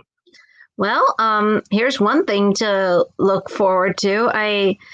I'm looking forward to this. The Muppets are doing a haunted mansion episode, a haunted mansion special on Disney Plus. I'm actually looking forward to seeing how much fun they have with it. Sorry, it's my bro's comment there. That's so nice. That is nice. That really is. But yeah, that's an interesting thought. I would be looking forward to that. Although cancel culture canceled Miss Piggy. They can't keep her out forever. That's true. She's way too popular, isn't she? And you know, how I know that? 'Cause I'm gonna taste of my left foot. I love it. Be right there for a second, folks. Just keep it going. Oh, you gone for a second, movie fan? Sorry, you there? Oh, okay.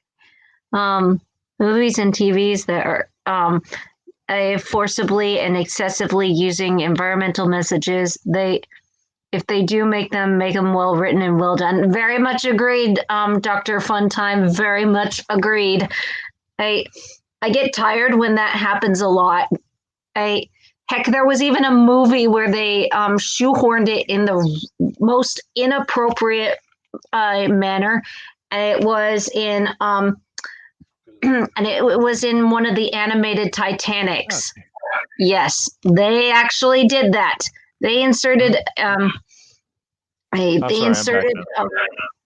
environmental message in a Titanic movie. Yeah, that was bad. And yeah, we did bring that up big time. And like I said before, about that movie, shame. Yep. Yeah, and I've talked about multiple times, although I have to re-air this, talked about the remake of The Day the Earth Stood Still, how it became all about you're polluting your planet. It's all about global warming. That's why I'm here, to get you to stop polluting your planet and stop doing global warming. That's what it was all about. That's pathetic, isn't it? Can you picture an alien? Can anyone picture an alien coming to Earth to tell us, stop polluting your planet or I'll kill you? That's stupid. And that's why that movie sucked eggs so bad. And not to mention, that insulted the original in so many ways, because the original was all about the Cold War. So it was a sign of the times back then. It was talking about our mistrust of each other, which sadly still goes on. Let's get real.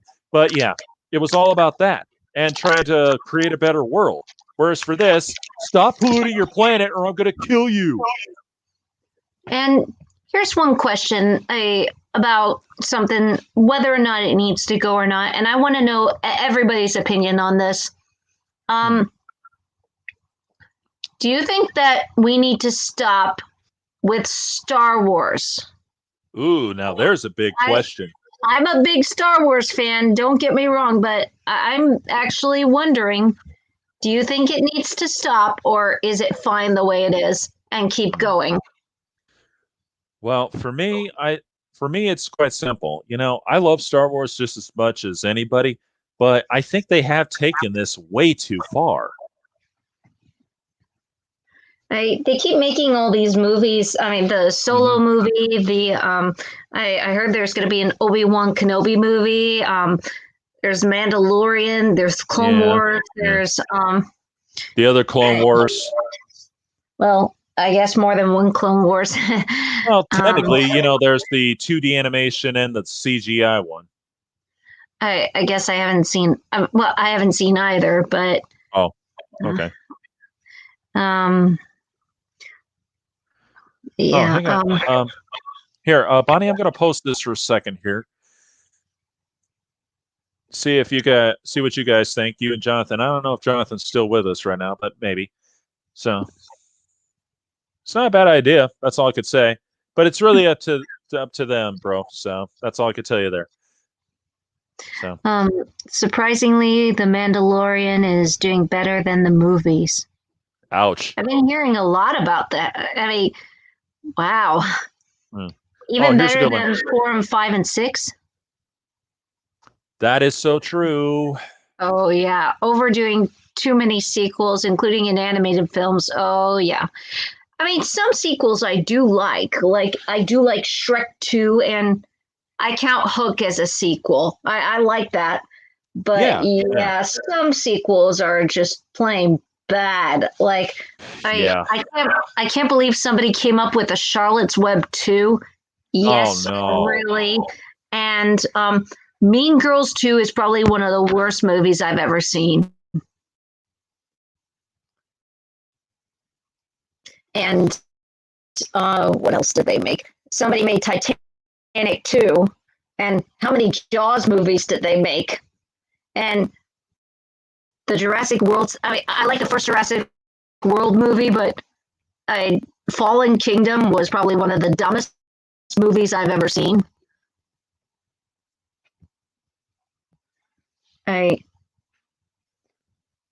What other sequels? Bonnie, you're kind of breaking up there. Are you all right?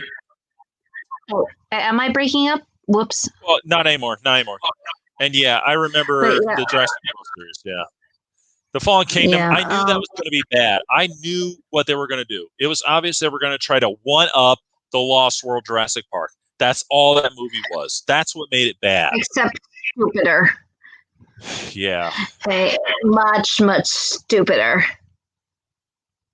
And the worst sequel I've ever seen was Tentacolino, which was the sequel to that Titanic movie we looked at. Oh boy. That was the worst sequel I had ever seen in my life. I think I might be able to name a couple, but not offhand right now. So, but I think I can relate. And you know what? Here, let's since we're slightly on a subject of of things that we're looking forward to, I can name 2 movies right now. In fact, I can almost name a third. Almost. I'm still on the fence on this one. Hang on a minute there. Let's see what. That's nice. Yeah, that is so nice. Okay, George, stop playing with my microphone. Seriously. He's a good kitty, but the things he does. Anyway, let's see. What was I going to say? Oh, I remember now. Let's see. The first movie that I'm itching to see in this, and I cannot wait for this, Venom 2. Has anyone else seen the commercials for that yet? I know you have, Bonnie. That looked awesome. I know, right? And I cannot wait. I haven't even seen the first, but that looks really cool. You need to see the first, Bonnie. You got to see the first. You got to see it. It won't make much sense without it. Trust me. That's fair. Yeah, because he's got his weaknesses that they do call out big time in there, and so on and so forth, and his abilities too. So I cannot wait for that because and Carnage. Even though you saw him for a fraction of a second, that is what he looked like with all those web-like tentacles out of his body like that. That's the real Carnage. He did that all the time in the series, in the comic book series and the TV shows that he was in. That's what he did all the time. That's Venom. That's Carnage. That's the way he was meant to be. Now, the real question would be, is he going to be the son of Venom like he originally was in the comics? Or is he going to be just another symbiote that made it to Earth? Maybe even the son of of Riot, who was the one that Venom fought in the end. Who knows? We'll wait and see. That's one of the big questions. Yep, that's right, bro. They're making a sequel, and it's coming out this year in September. George, cut it out. Another movie that actually looks awesome is Space Jam 2. I got nothing for that. I actually think it looks cool. And yeah. Which comment? The Let There Be Carnage one. Oh, I'm sorry. I didn't see that. I'm sorry. There we go. Let That's there what be carnage. How accurate. I'm sorry, man. These things pop up so fast like that. Yeah, okay. George plays with the mic. Yeah, this happens to me all the time. I'm not kidding. So yeah. I'm sorry. I'm sorry there, man. I'm sorry, Sneak. I'm really sorry. I should have brought that up earlier. In fact, I'll bring it up one more time just for everybody. Yeah, so accurate. But that brings up another movie that should be coming out soon that I really want to see real badly, and that would be Ghostbusters Afterlife. Yes. I mean, I love the concept that it looks to me like it's at least one of the kids of the original actors. I don't mean for real. I mean, I'm sorry, characters. I think the main character seems to be the son or daughter, I think. I'm not sure, of Egon. That hasn't been clear to me. I mean, I can't tell if that character is a boy or a girl. The voice sounds like a girl, but I'm not sure. So we'll call that one 50-50. We'll call that one even. We'll call that an unknown. I'm sorry. Not to be one way or another. It's just that I love the idea because, it's it's at least one of the kids of one of the original characters, and maybe even all of them might be in it. Who knows? I mean, the kids of the characters. Who knows? That I like because it's that whole next generation thing. And that's what they should have done in the first place instead of an entire reboot. And last I remember, that version did so poorly that from what I could tell, very few people bothered to watch it at all, and rightfully so. Yeah, here we go. Oh, yeah. It was really that bad. I saw commercials and I wanted to throw up, so I didn't see it. I haven't seen it, but was it the jokes? Was it the story? Or was it the fact that it was a reboot instead of Ghostbusters 3? Well, for me, part of it was reboot. The other part was the fact that, I saw the commercials. The jokes did not impress me at all, except for maybe the whole, "Get out of my frame, you ghost! The power of pain compels you!" That was kind of funny just because. But the rest of it, like the gag where one of them is froze still like she's a mannequin and just to scare the other one while... God, what the... Oh, sorry, does this not go with my purse or anything? Does it look funny on me? And it's like, really? Come on. That was stupid. That's the kind of... Yeah, it was stuff like that. And not to mention the one who I presume was the female version of Egon licking the proton blaster. Seriously? I mean, they said don't cross... I know you can't see this right now, but I'm rolling my eyes. Yeah. See? Oh, let's see what my bro has to say about this. Sorry, hang on. Okay. Yeah, I'm with you on that one. Okay, Sneak's gonna have to leave, so yeah, that's cool. Oh. That's cool, man. It was good to see you. It's good having you here, man. It was good to meet you. Sorry. No, it's okay. It's okay. Oh, Sneak. Hang on. Before you go, one important thing. And I know I should say this beforehand. I'm planning on doing a very big, I'm planning on doing another live stream next month. I don't know when just yet. And I know Sky Stub, he knows. But I'm planning on doing a Power Rangers live stream. And I know you'll want to be a part of this, man. So I figured I ought to let you know before you go. So hopefully you can be there for that. I'll let you know in future reference. Now I know my bro Sky's Dub will definitely want to be there. And hopefully we can all get together on StreamYard for that one.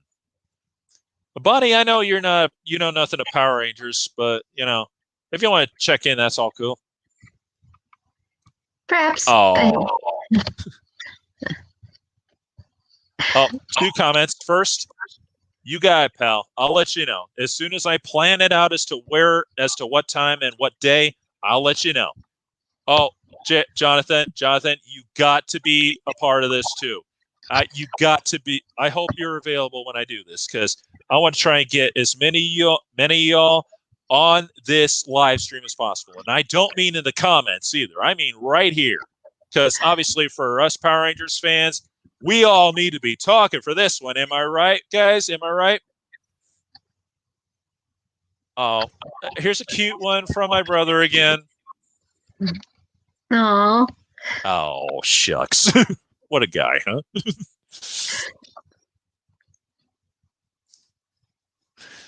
Well, you couldn't have.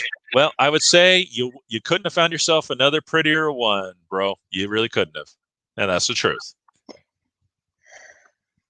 course, for me, I think I've already found my Kimberly. So, and hopefully one day. Yeah, thanks, guys. Thanks. Yeah, thanks. And I'm not shy enough to say I've already kissed her. So.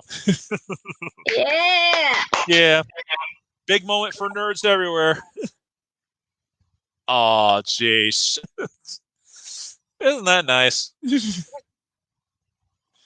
Spread the love, everybody. Just spread the love. That's what we need to do. Peace, love, and friendship. Definitely. But yeah, that's I'm looking forward to those two movies, especially Ghostbusters Afterlife.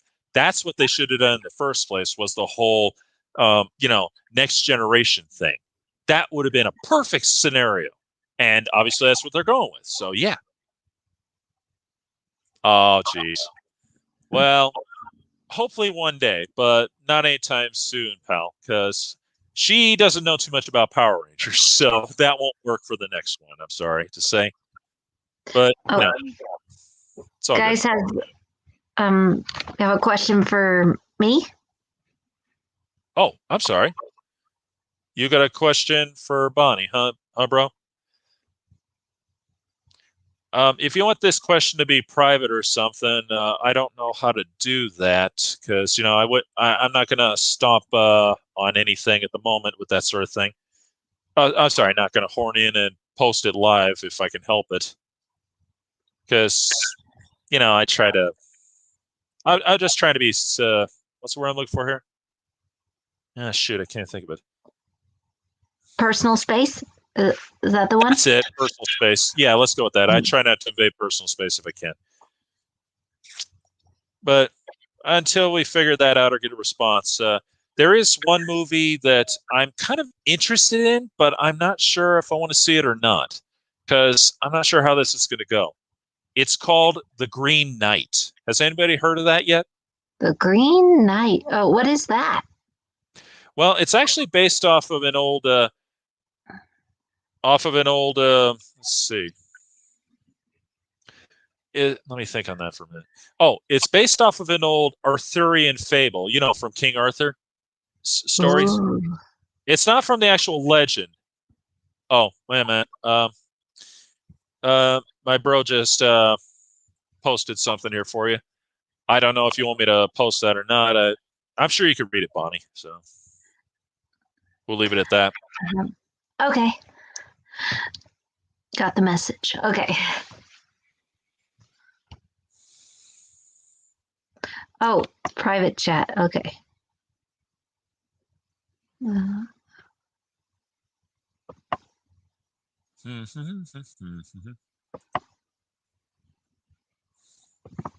Okay. But it sounds pretty cool. The Green Knight. Yeah, in fact, I'm gonna send a link to everybody on this just in case, because I don't know if anybody's caught the commercials yet. I just caught them on YouTube just recently, so I don't know if anyone's caught it or not. So I just figured I'd help that out here. Let me find it here. Here it is. Okay. I don't know if I could put here. Dang it all. Well, anyway, the story goes, and this is me remembering just little bits and pieces from what I saw back in the 90s, because, they showed it on television once some time back. Let's see, it is, I'm going to post that here for the time being. If you want to check that out later, go ahead. Bonnie, I'm going to post this on our little part on Google Hangouts, just in case. Okay. Yeah. Anyway, you can check that out later. You don't have to do it now. All right.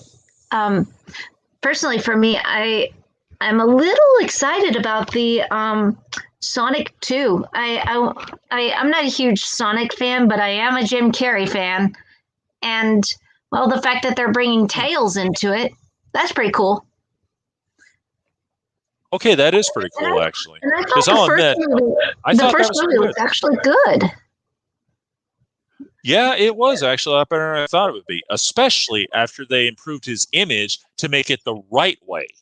Oh, yeah. And on top of that, they did not do what I thought they would do. Because originally, they really messed up bad. Yeah, that's true. They also did not do what I thought they were going to do. They did not incorporate the same cliches that you could find in most children's movies nowadays, like in Alvin and the Chipmunks.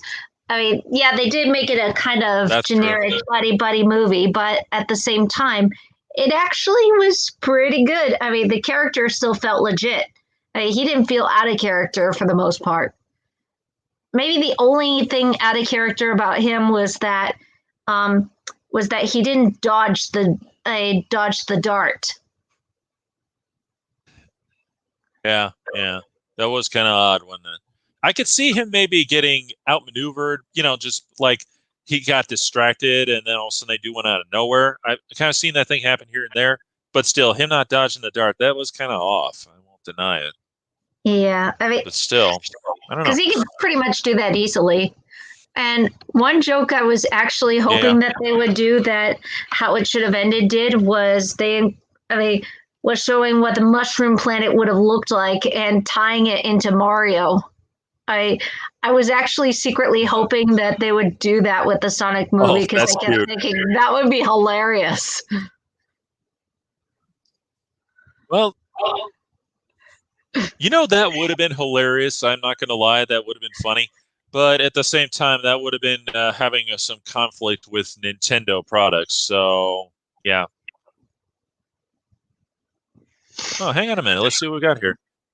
Jonathan's got something here. I must let you know.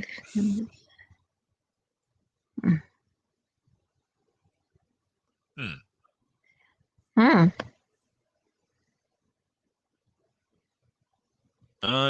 I've heard of that. Yeah.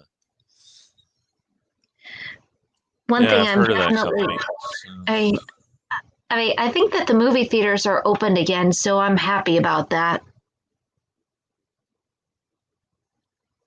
Yeah, that's true. In fact, when the first two films come out, I definitely am going to go in for that. Definitely, especially for Venom. I want to go back to the movie theaters and I want to cosplay for them again, or go have fun singing for my tickets. I saw Sonic and the Hedgehog, and it was so cool. That would be awesome. You're probably not going to like this movie, fan, but two movies that I'm thinking about going to see in theaters is what is it called? I want to see the Little Mermaid remake so that I could cosplay for it twice. And the other is, this is probably going to infuriate so many people. I want to see how Steven Spielberg managed to pull off West Side Story. He really did it. I love Sonic the Hedgehog.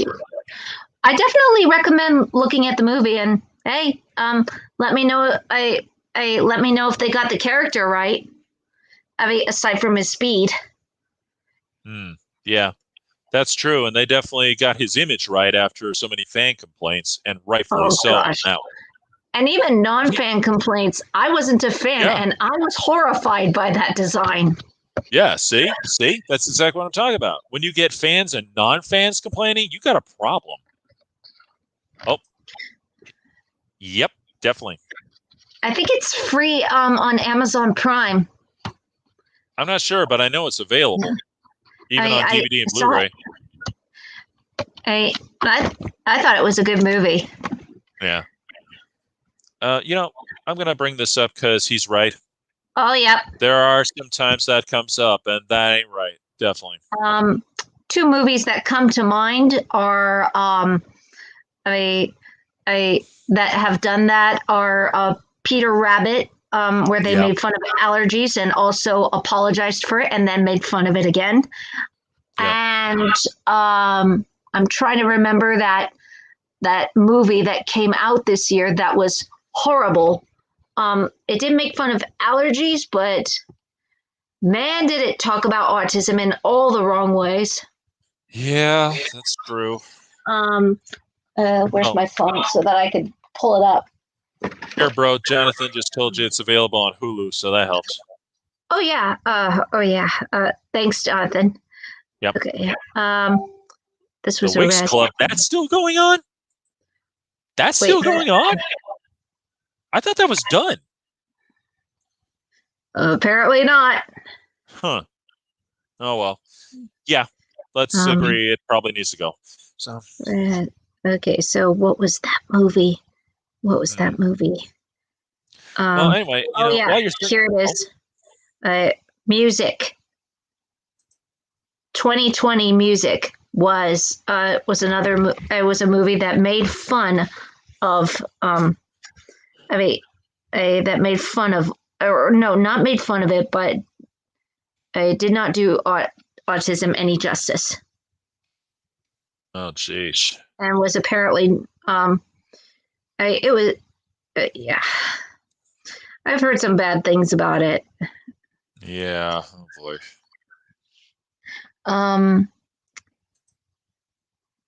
I don't have Hulu, but I know where to watch it.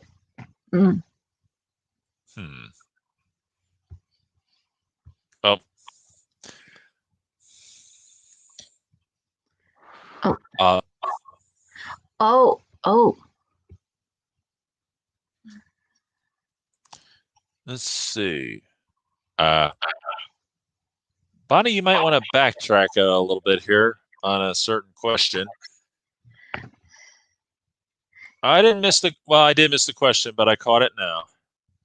I see it. Mm-hmm. Well, that one.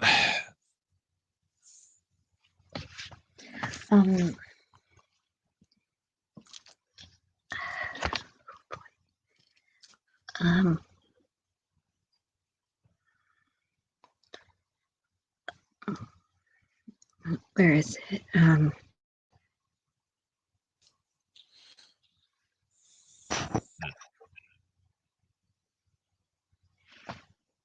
Well, anyway, it's for me. Oh. Well, anyway, I'm just going to move this conversation forward.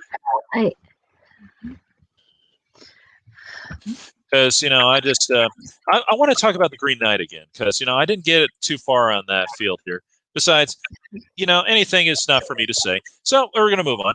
Anyway, I'm gonna just move on anyway, because I just like to keep that conversation going forward. It's basically an Arthurian, just a little story from it wasn't part of the Arthurian legend, not really. It was just something that I think somebody came up with as they went along. The story goes that Arthur and his knights of the Round Table are at a feast and a meeting, I guess you might say, and all of a sudden this Green Knight in green armor shows up, and he offers them a challenge for the bravest man to slay him. And a young knight named, I think it was Gawain, I think it's pronounced. It's I think it is anyway. It's not exactly clear to me how you pronounce that. I think it. Let's see, it's spelled Gawain. Like I said, I'm only guessing on that's how you pronounce it. I'm not really sure, so don't take my word for it. And anyway, he steps forward and he cuts off his head. But but the knight just stands up and he picks his head up and puts it back on. And he basically said that obviously he accepted the challenge. So he's got a year or maybe a few months. It depends which movie you go with, because believe it or not, this is actually a remake. There was one made back in '73 and one made back in, I think it was the '80s. Let me check that. Yeah, it was in the '80s, '84. Yeah, 1984. Only it was called The Sword of the Valiant. And believe it or not, it actually starred Sean Connery as the Green Knight in that one. That's the one I saw. And it was actually pretty decent. It was a little confusing, but it was pretty decent. So anyway, but yeah, and anyway, he has to face the Green Knight later on in either a year or a few months. I forget. It's been so long since I've seen that movie. But here's the thing: he cannot defeat him. He cannot truly defeat him unless he solves a riddle that he has. Seriously, it's almost like the mystery of the Sphinx in a way because of that. It's an interesting concept. And like I said, it was pretty confusing, but it's pretty decent. With this one, I think they'll probably go that same route. And obviously, they made his armor look more like the Celtic Green Man, which I think is pretty darn appropriate considering. So, but yeah, Bonnie, you'll have to check out that trailer. It's pretty darn good. I definitely will. And I'm agreed actually, with the guy's yeah. Rest in peace, Sir Sean Connery. Yeah, he was the greatest. We all miss him very much. He was one of the greatest actors of our time. He really was. Because, I mean, his James Bond movies, they were good. And I loved him in The Hunt for Red October. He may not have been Russian. He may not have even sounded Russian. But his superior acting more than made up for that. Is it bad to say that I've never seen him do James Bond?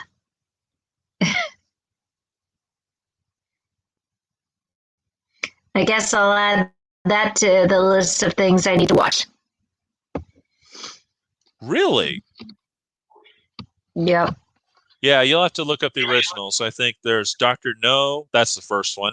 You Only Live Twice. Goldfinger, that's a big one. Oh. Yeah. Let's see. Oh, here's one that my brother brought up. Has anyone watched Merlin the Show? Are you talking? You know, I remember seeing the TV movie, but I remember the TV movie starring Sam Neill, but I don't know if you ever caught that one. I don't know.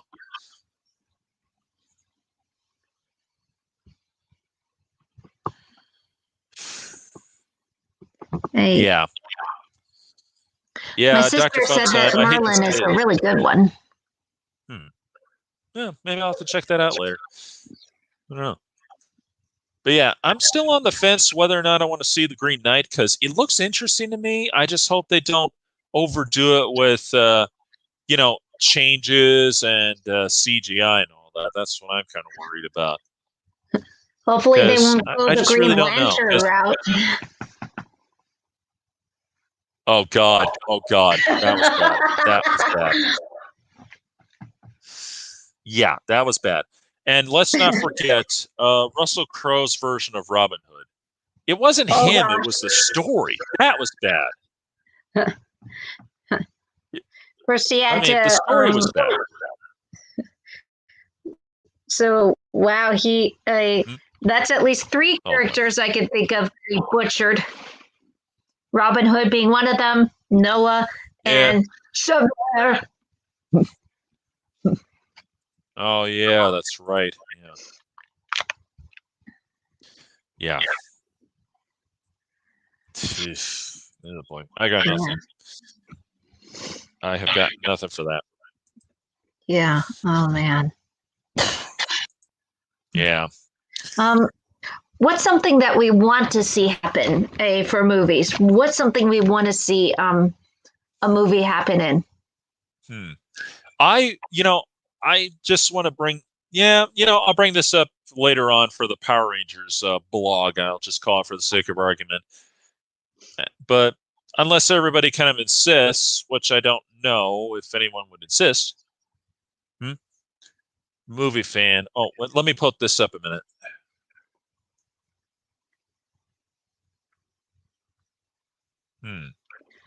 Well,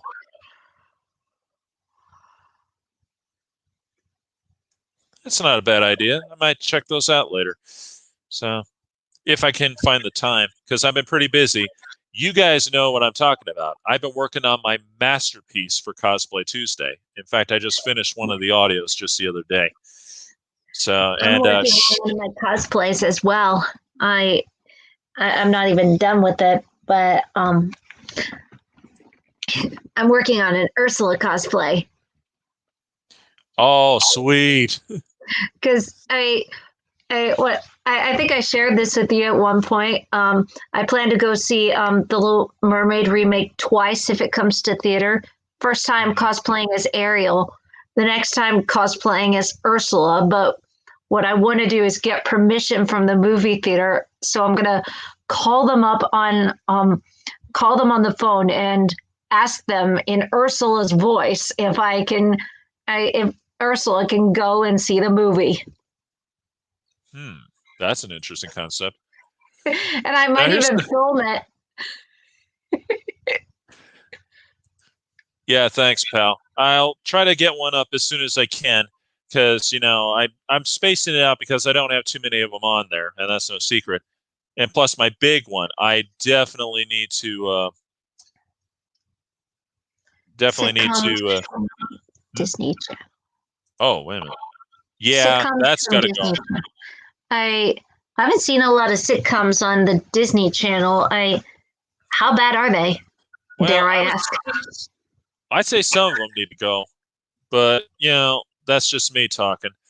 And Nickelodeon, there are some that have kind of overstayed their welcome, like The Loud House. That has gone on for a little too long. It was good for a while, but it's just like how much further can you go with this?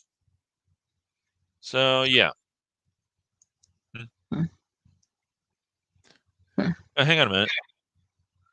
Dark humor that's way too dark and not clever. Yeah, we can definitely get rid of that. That's for sure. Yeah. Oh man. Oh, hang on a minute. Yeah, I heard about that. Yeah, Jason or Frank was really talking about that a lot lately, especially on Instagram. Yeah, I heard about that. And boy, I cannot it's hard to believe he's practically got himself almost completely covered with tattoos now. Sheesh. Huh. That's kind of strange. Oh, well. Oh, gotcha. Anyway, yeah, it's kind of odd, isn't it? Considering but yeah, well, I don't know. Maybe to me, he'll just always be Tommy Oliver without the tattoos. I don't like tattoos in general because I hate needles. That's what it comes down to. I hate needles. Can't stand them. I hate it. Oh, here's one to post. Just for that. I've actually done a lot of cosplays. In fact, that picture you're seeing right there is actually one of my cosplays. That's when I did Ariel. Oh, sweet. That's always been my favorite cosplay. I'm hoping that I want to go, if they're going to put the Little Mermaid remake in theaters, I want to go as her. And then maybe next I could go as Ursula if I get permission. Oh, those poor unfortunate souls. So sad. So true. They come flocking to my cauldron crying, spells, Ursula, please, and I help them. Yes, I do. Still great. I still love that. I'll tell you one thing, though. The actress who's gonna play Ursula, she's got a lot to live up to for that one. Melissa McCarthy. And personally, I don't think it's the voice that she needs to live up to, but rather the attitude, the intimidation. I mean, that's what I mean. The character itself could pull it off. Just fine. Steve pulled off the sassiness, but Melissa McCarthy, I really hope they pull it off, and they better not cancel poor unfortunate souls. Oh, geez, yeah. I'm looking at you, Lion King remake, for canceling. Be prepared. Yeah, and then put it in with a cheap excuse for a new version of Be Prepared. I mean, I am sorry, but compared to Jeremy Irons' version, And And for those of you who don't know, I'm just going to give you a little spoiler alert here. I recently finished a video team up with my friend Alpha Lion Simba, who couldn't be here today. Well, anyway, we did a dare to compare on The Lion King 1994 versus the 2019 one. I just finished it, and I plan to air it in September because May is winding down, and during the summer, June through August, that's when I start playing Video Game Wednesdays. So, it'll wait. Hey, you know what? If they can't, if they cancel out Poor Unfortunate Souls, I might have to sing it in the theater. Oh boy, that would be an interesting one to do. I could just picture that right now. Maybe even get filmed doing it. That would be. I could picture that happening. Totally. Though I probably would have to ask my roommate to film me or something. Yeah, probably. That'd be the only way to do it. Hey, at least you would be just in the movie theater and not during a premiere, because I'll tell you a little story. I'm sure us Power Rangers fans, we all know this one. When the 2017 movie came out in Hollywood for Power Rangers, Saban's version, well, Jason David Frank, who played Tommy Oliver in the original series, when he and Amy Jo Johnson made their cameo appearance in the movie for a fraction of a second, Jason David Frank, at the premiere, he got up, pulled out his phone, and he wanted to film the audience's reaction because nobody knew that they were going to be in it. They kept it so under the radar. Not even the media knew anything about it. That's a very big deal. It's almost impossible to do that now. And and that was a great thing. But unfortunately, the security saw him pick up his phone, and they threw him out. Yeah. Ouch. Yeah. I wonder if they regretted it later. That was a crying shame too. It really was. I'm not sure if we should get mad at the security or just the way things are, that people are so worried about copyright infringement and all that. I don't know. I mean, it's just a sad thing that happened. And, it could have been something real nice just to get the audience's reaction, especially since all the original Rangers were there.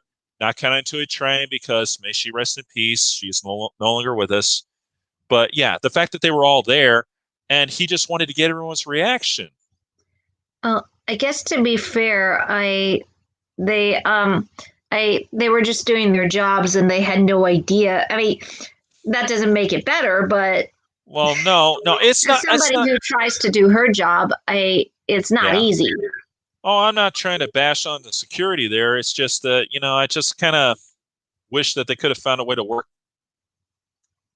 beforehand or something.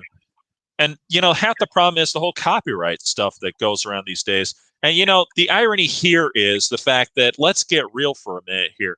It's already out before it even premieres here in the U.S. I've said this before in my last little live stream, the fact that that our movies go around the world before they come here, except for maybe the premieres. It's possible that they still get it beforehand.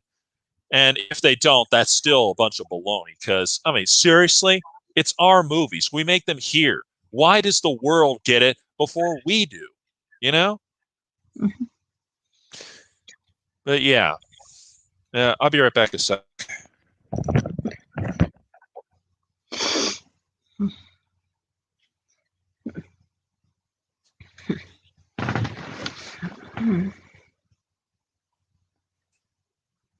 I'll be right back too. Be right back, movie fan. Sorry.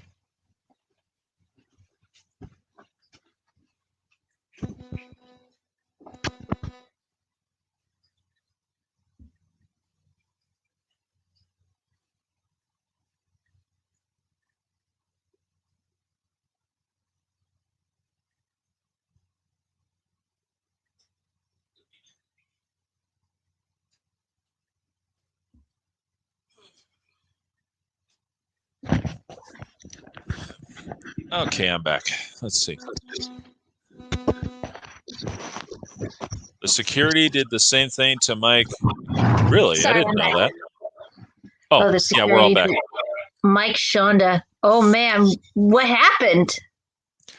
I'm not familiar with this story. Why don't you type that down, bro?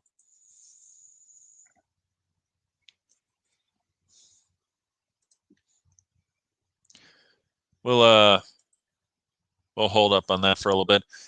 I gotta take a drink here. I'm starting to lose my voice.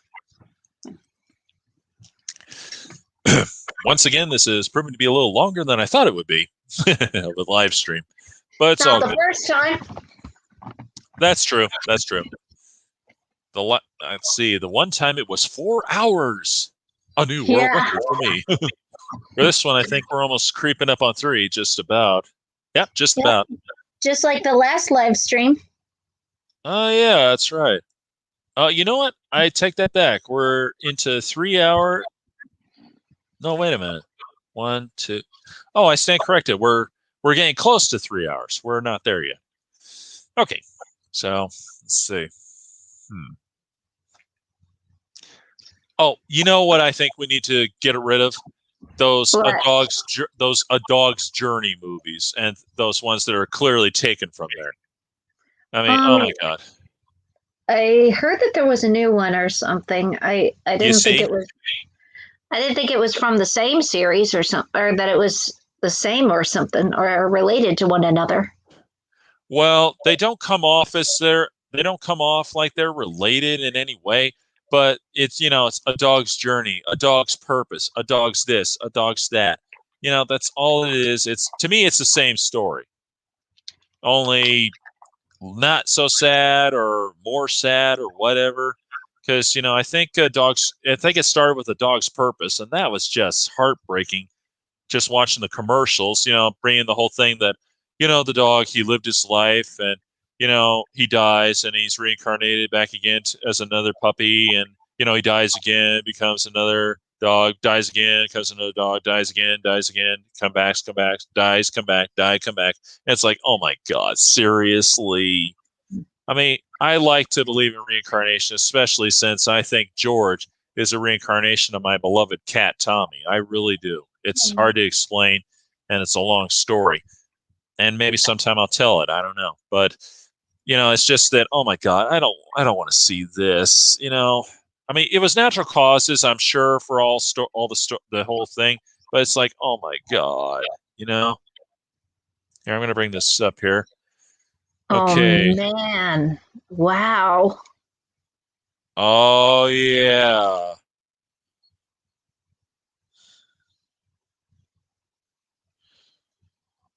That's sad.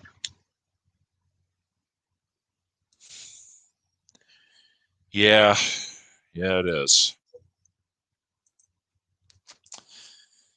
Yeah. There's no denying that.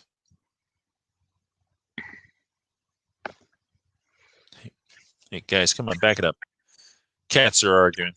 It's okay now. So, yeah, it's pretty messed up. But, yeah. Anyway, we're going to move on from that for a second here because, it's just, yes, just bringing up that movie's got me depressed now. And I never even seen it. I just saw the commercials. Just thinking of that made me go, oh, I'm so sorry about that. Yeah. And what gets me is they keep making those direct-to-video sequels. Well, sorry, other versions, for lack of a better term. By the way, in order to move on, have you seen the the new Twilight movies? No, not Twilight. Batman with Robert Pattinson. Would that be like the Dark Knight ones or something? No, not the ones with Christian Bale, the newer ones. No, I don't believe I have, actually. I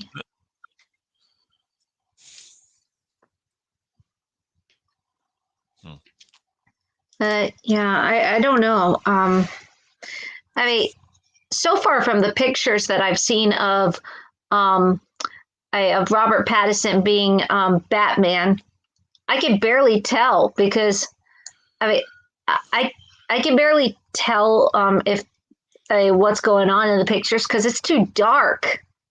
Yeah, like those pictures are too dark. I can barely see the costume.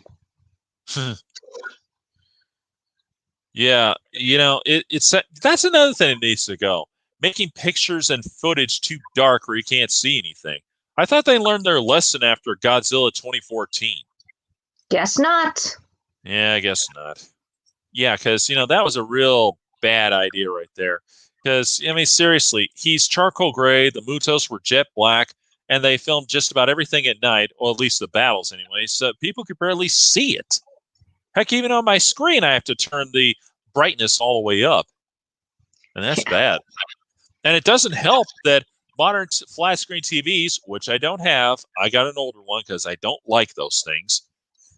But yeah, flat screens, they literally add dark on top of dark. I'm not kidding. It's almost impossible to see it. They claim it's more natural, but whatever. No, it's not natural. No. Well, if you were a vampire, maybe. But yeah.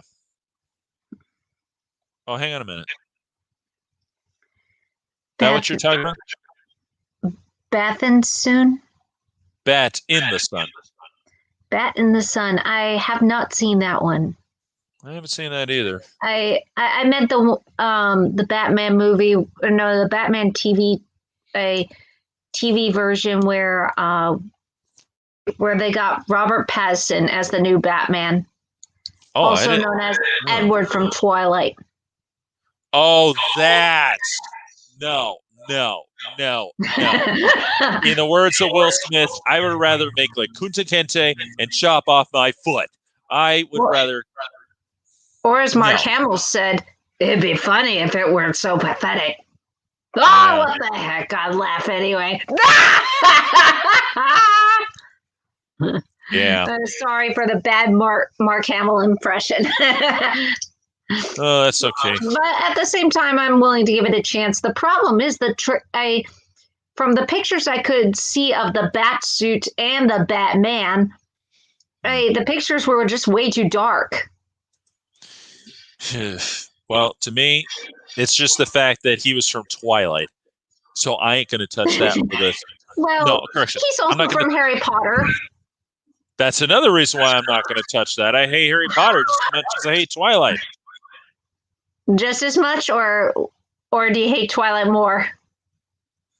Tough call. I hate Harry Potter in general because I thought it was a pile of crap. I never liked it. I never saw the big deals with the books, and I thought it was completely overrated. And yes, I do think it's overrated. And as for Twilight, it was just a chick flick with cheap monsters in it. So that's one of the most laughably bad movies I've seen in a long time. Yeah. There were too many things that were just too funny for me in that series. There's a scene where No, I didn't. Oh, you could pull off a Mark Hamill Joker. I'll have to try and ask for that when we do the Power Rangers blog, just for the heck of it. Just to break it up a little. I'll have to remember that later. But I think I could do Agreed. Harry Potter is better than Twilight. To me, they're both equally bad. Oh! Sorry, I hate Harry Potter that much, and Twilight. Okay, Twilight, yeah. Harry Potter is actually fun. Not to me, it isn't. I'll stick with Lord of the Rings, thank you. But Lord of the Rings is great too. Yeah. Mostly what I like about Harry Potter is, I think that what most people like about Harry Potter is imagining themselves at that school and what they could do, which I think is kind of cool. And it gave me an excuse to finally make one of the desserts I've wanted to try. Oh yeah? Yeah, Wintort pudding. Oh yeah. I can send the picture on Google Hangouts. Oh yeah, that's good. Because it was the best thing I've ever made. Stop it, George. He's after my mic again. He's a star. Yeah, he's a star in his own right. Hey, cut it out. Thank you. It's not letting me. Oh well. Oh, Well, if you ever look up, Wintort pudding, you'll find it yeah, I'll try to look that up later. on Google Images because Oh, that was a great thing to make, and but that's not the only reason I like Harry Potter. I think it's a good set of stories. ow, cut it out, George. And Hero's Journey, and I also like the creativity that J.K. Rowling gave. Though I haven't read the books yet, I plan to. Twilight, on the other hand, I read 8 chapters in that book, and I felt like I felt like I was reading my 12-year-old self. Like that's how I'd write when I was 12 years old. It was pretty bad. I believe it. And to make it worse, Stephanie Meyer was an English major. Ouch. Oof. Well, we're going to hold that thought for a second here. Sky Stub brought up a question for me. I can actually answer that quite easily, bro. I never read the books, but I have seen the first movie. My folks dragged me to see it, me and my sister. And I use the word they forced us to watch it. We hated it. Oh. And by that, I mean my sister and me. We hated it. We couldn't stand it. I didn't see what the big deal was, and I never will. And she hates it just like me. Yeah, I guess my folks thought that it would be something like, well, what happened with it's a little...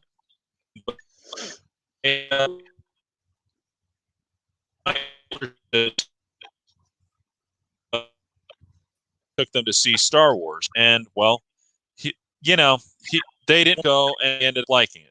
I guess he thought the same thing would happen here. Well, it did. We hated it. My mom, I don't think she even cared, to be honest, because she's not really a movie fan. Hard to believe, huh? She likes the old stuff, especially Wizard of Oz. Classic. But she, especially the modern ones. But to me, I just couldn't stand it every minute of it. I was thinking to myself, God, I wish I was old enough to drive right now so I could get out of here. It's no lie. I still like it.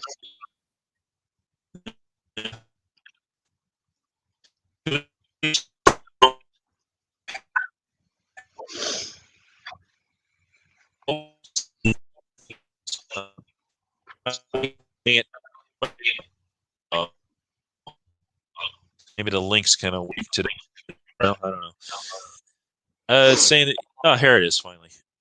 Oh yeah, I saw that one. I was excited when they did that. I might have to make that for a potluck. Yeah, and as for Twilight, I saw the commercials. That was enough. I'm a vampire. You're a girl, and a very ugly one too, by the way. And I should eat you. Ugh. Kristen Stewart's not that bad looking, and to be fair, she can do really good acting. The problem was she was given a bad script. To me, I disagree with that. Darn it, George, you raised up my microphone here. They all were given a bad script. The only one that actually was legitimately funny was Michael Sheen. I mean, he plays one of the elder vampires, and he just hams it.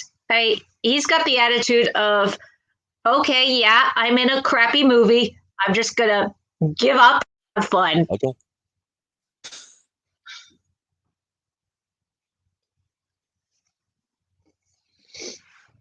Huh? But yeah.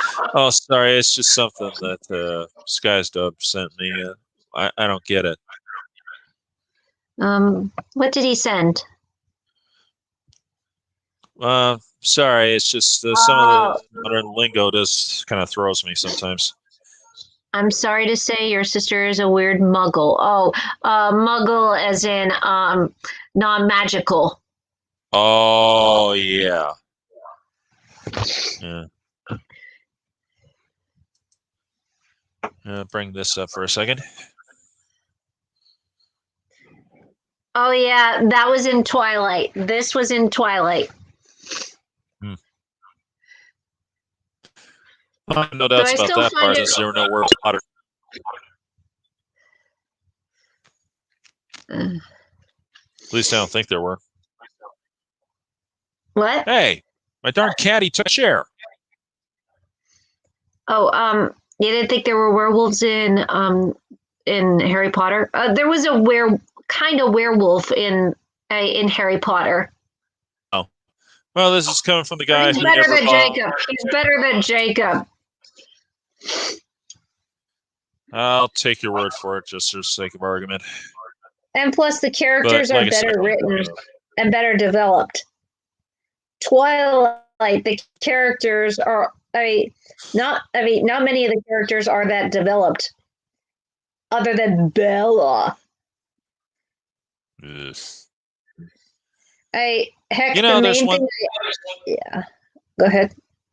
Sorry, there's just one thing I should probably. Although it's in this now, there is one thing you could consider. I mean, since cancel culture is so big, maybe there's one thing that should be banned permanently: the Hunger Games for schools. Oh, I mean, that actually is a good one. Hunger Games, it's not merely about just killing off kids for the sake of killing. It actually makes a social point. Yeah, and I still think that may have been part of the reason we got the garbage we're going through right now. And I'll tell you this, the way I see it, it's sorry. I still think that freak show from who did that Sandy Hook massacre got his inspiration from this. Besides, the story is a clear-cut rip-off of The Most Dangerous Game. Well, Suzanne Collins wrote the book before it ever became a movie or a set of movies. Yeah, and The Most Dangerous Game goes back to 1933. Okay. And that is the most ripped-off movie in history. In fact, almost every 10 years or so, they always rip it off. I'm not kidding. Personally, I still think that Hunger Games is a little bit better than what you give credit for, but that's my opinion. And this is not because of it being a chick flick or anything, but more like it isn't. I'm pretty sure.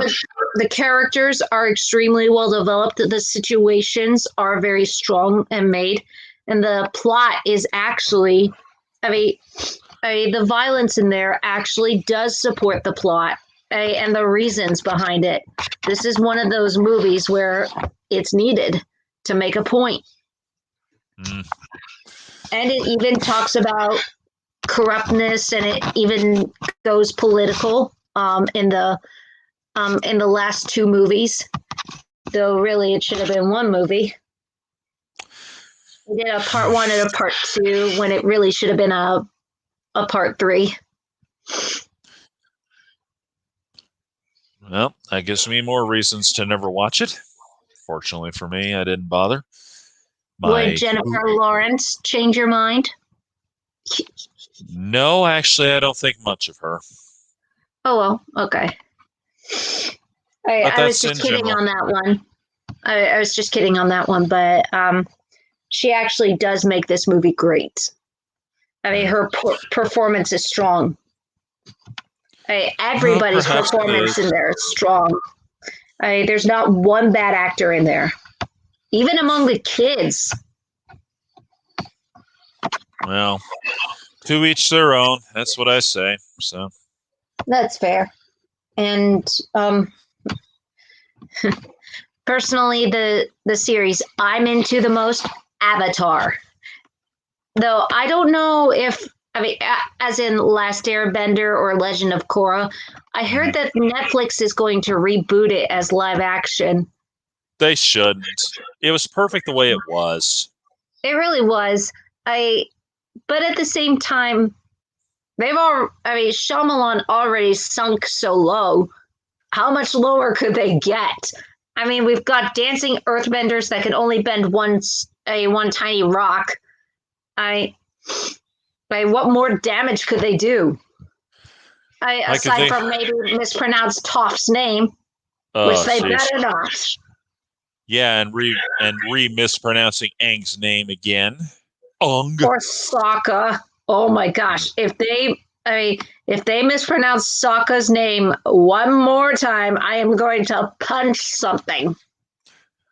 This brings up my issue with reboots and remakes. The problem is that show has been off for only, I think about, I don't know, what was it, about 8 or 10 years? Something like that, close to it. It hasn't been that long. 2003, I think. Yeah, it hasn't been that long. It's not even 10 years old yet. And that's the problem. TV shows that anyone tries to reboot, they should wait a while. They should, a long time. They shouldn't wait for a short period of time for that sort of thing. I mean, it's ridiculous. That's half the problem. It's like, oh, we're just gonna try and do that now, get it and just reboot because I think I could do better, just for no reason. And that's practically what. Yeah. You want to know the worst reason for it as well? The worst reason this movie got off the ground? Sure, go ahead. The writers were originally going to do a season 4 for Avatar, but then decided to go ahead and let Shyamalan do the movie. Oh, and we know how great that turned out. Oh, tell me about it. That was truly one of the worst movies I've ever seen. Yeah, it was bad. There's no denying that. There was like little to nothing good about it aside from the music. And the guy who played Zuko, at least he had some good acting on his side. Yeah, everybody else, that was the worst acting I have ever seen in my life. Yeah, I know. In a full budget movie and some of the worst effects. Tell me about it. You could tell that everything was a green screen. There was nothing believable about any of the environment. And the bending was not in sync with their movements. Yeah, definitely not. Definitely not. It was like Shyamalan was either trying to be intentionally funny or intentionally crapping on the movie. It was actually so bad that on YouTube, you can find this on YouTube.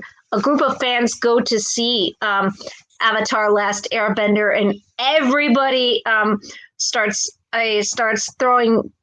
saying that the movie is bad, and all in different ways. And one of them actually legit said, "I should have gone and seen Twilight." Ooh. There was even a moment at the end of the video where the guy who was interviewing everybody, I finally turned to the crowd and was like, "Did you guys like the movie?" And everybody in the whole crowd went, "No!" Not one person said yes. That's how bad the movie was. Yeah. So, to my opinion, out of all the show,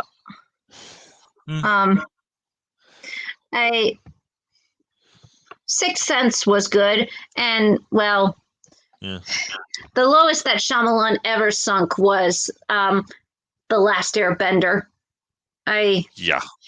Sunk worse than The Happening. What? Didn't he have something to do with Lady in the Water? He was the director and an actor in that movie. That was sinking pretty low. That movie was pretty bad. That movie was hilarious. Every time they said Narf, all I could think was Pinky and the Brain. Narf.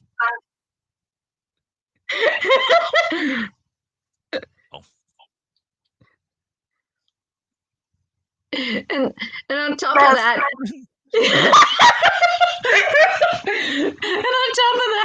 how do you read a prophecy from a bunch of cereal boxes?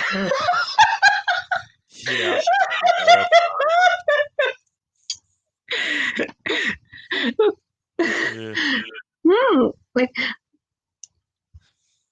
looks like. Yep. Ugh, boy.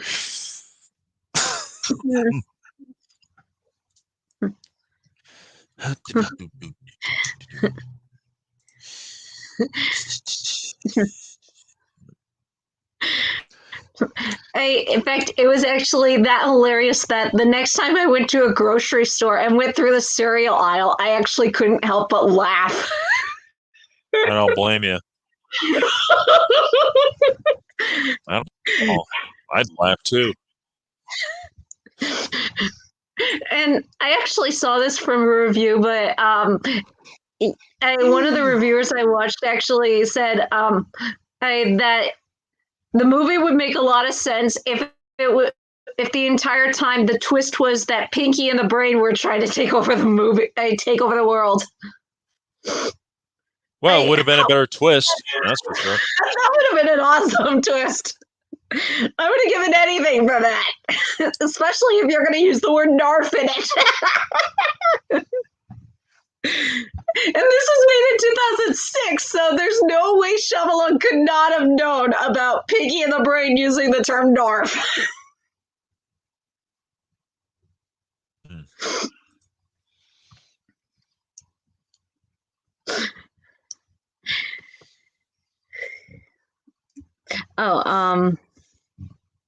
To my opinion, Lady in the Water was a meh. Yeah, it was at best. And Bryce Dallas Howard did give it her best. They all did. But what can you do with a bonkers script? Yeah.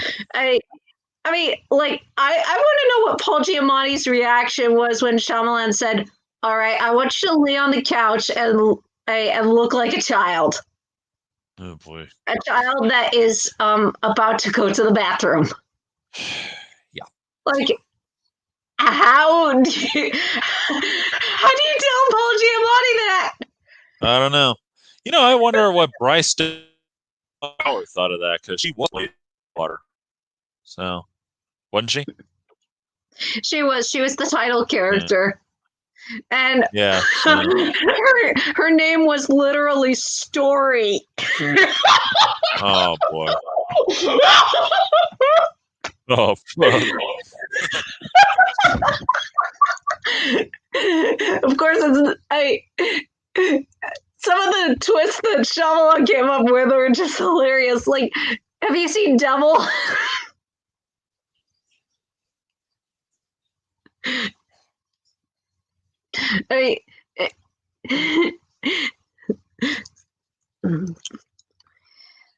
So, yeah, but it's nice to also see that Shyamalan's back on his feet doing better movies.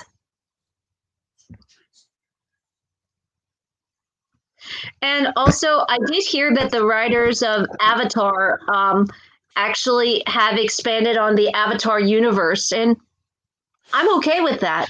I mean, they've written books about previous Avatars, made comic books about the heroes from Last Airbender, which I'm perfectly okay with. And they've even done comics for Legend of Korra.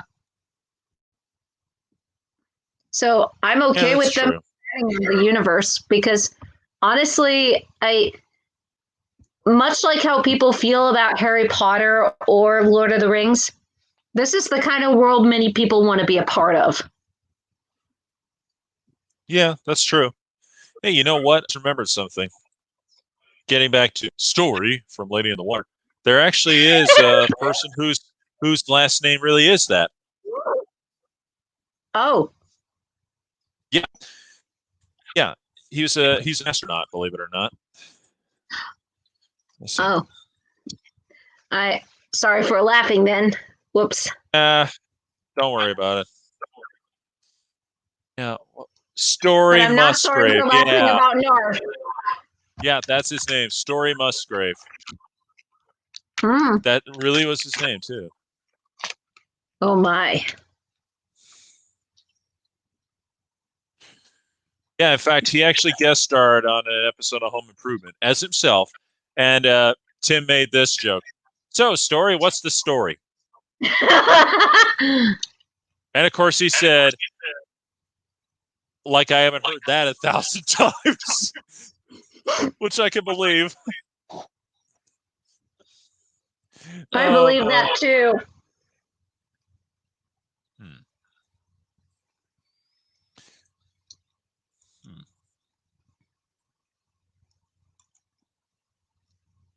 Interesting question. I don't know. I guess I could believe that.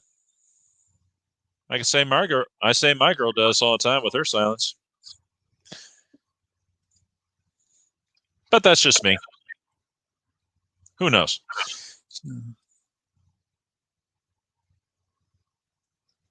What's this? Huh. Yeah. I don't know. I guess so.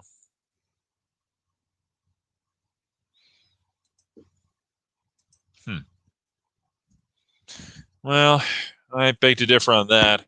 Problem with him is he's pretty one-dimensional. Everything's got to be a twist ending for twist most of the time with him, and so on and so forth. But then again, Hayao Miyazaki is a pretty one-dimensional director himself. Pretty much all his. Well, okay, he can be. His movies are mostly man versus nature. But they're at least done better. They are. Than something like Pocahontas or what's another one? James Cameron's Avatar. Yeah, there's no denying that one. But what was that? What was that movie? Princess Mononoke was great best. That was a terrific one, and that had a more mature message. It did, didn't it? Yeah. Yep, it sure did. I got to review that one these days. That movie was great. And I did see another one called Ponyo, and that was his cutest movie ever. And that was really environmental. It was barely environmental. It was just this fish that turns into a human girl. This fish kid that turns into a human kid and is obsessed with ham. Interesting. I thought it was cute. Extremely cute. I never got around to seeing it. I saw the commercials and it did look cute. So yeah, I gotta check that out one of these days. And yeah, there's no doubt about this. He is a legend. Because I remember Spirited Away. That was a great film. I need to see that. Yeah, and here's another one, Howl's Moving Castle. That too was good. I've only seen a couple clips from that, and I liked the Billy Crystal Fire. Yeah, Calcifer was his name. Huh. Shin Ultraman. I didn't even know that was coming up. Huh. What do you know? Yeah. I know. I need to review this one of these days. I definitely need to review this. Princess Mononoke. That film was great. Yeah. It was one of the films that got me interested in anime, believe it or not. Definitely need to. And since one of the subjects has been about what we're looking forward to, mind if I bring this one up? Sure. I'm excited for the Darkwing Duck reboot, though. Though we've already said it already, and I want to say why. The episode where they premiered in DuckTales established a lot with this character. The relationship between him and Goslin, and in a brand new way, actually, as well as referencing the old show. And I want to see how much further they go with it. I want to see Goslin fight crime with him, though she kind of did that in the original as well, but looks like they're going to go a little different. That's true. They also left a cliffhanger for Negaduck, also known as Jim Starling, and they had Jim Cummings in it. I want to see him return. I want to see him return, and also Goslin's looking for her grandfather. That whole episode, Let's Get Dangerous, as well as the Duck Knight Returns, established a lot. Yes, it did. There's no denying that. And the writers were clearly having the time of their life and geeking out during every moment. And they even made the characters geek out as well. So, like, when they said, let's get dangerous, they just start going, this is so cool. Yeah, I know.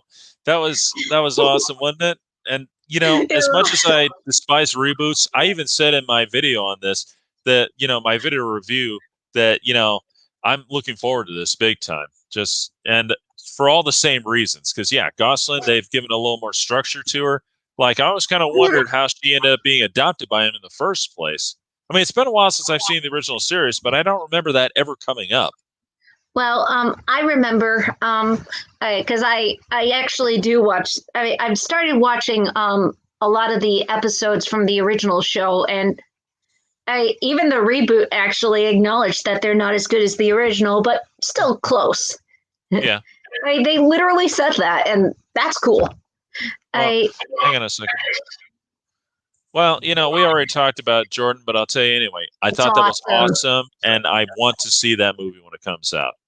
Because Carnage, he looks like he's supposed to when he's actually Carnage. And I'm curious as to if he's going to be Venom's son, the symbiote, that is. If he's going to be Venom's son or Riot's son or just some random symbiote. That I want to know about. You know? Okay, Dr. Funtime's got one for us here. Yeah. Horrible movie role models in movies and television. The only thing I can kind of think of is Keeping Up with the Barbies. I mean Kardashians. Yeah, and thank you, God, it's finally coming to an end. Hallelujah. Yes, and so is Grey's stupid anatomy, too. I've been waiting for that show to die for too long.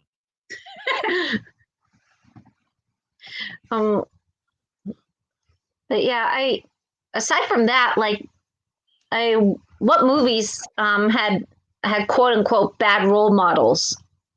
Like role models that were meant for kids but were delivered poorly. Yeah, let me think on that one. Because I'm thinking characters like Caillou was not meant to be a role model. He was just a character. Which, by the way, I'm glad that that's gone. Caillou is history. Yeah, that's for sure. You know, it's funny. It's funny. Everybody hated that, and yet it stayed on for as long as it did. Oh, and that reminds me, a show that's got to go. Peppa Pig. Peppa Pig. Oh God, yeah. I hate that show with a burning passion. I hate Peppa Pig. She's think like Caillou, except rude and worse animation and ear-gratingly annoying. And she encouraged by the mom. I always ridicules her dad for being fat. Really. Yeah, there's a bad role model right there. Definitely. I'm glad I didn't watch it as a kid. I would have done that I would have copied that with Papa, and I feel bad that show does that. Yeah, I'm with you on that one. And yeah, on television, there's too many bad role models. In fact, come to think of it, here's one thing for you. Movies love to glamorize the whole drug scenario, showing how awesome it can be, how you can become rich instantly with that. And that's pretty much a bad role model in itself. So I think we may have found something there for bad role models in movies. Was it intentionally meant to be a role model, or was it, or is it just something that people pick up? I don't know. In movies, I think it happens. But now that I think about it, there have been a few like TV shows on a few movie channels, like that one that 50 Cent produced for a while. I don't know if it's still going on. That show called Power, where basically they're all criminals. And let's not forget Breaking Bad. That's definitely a bad role model in itself.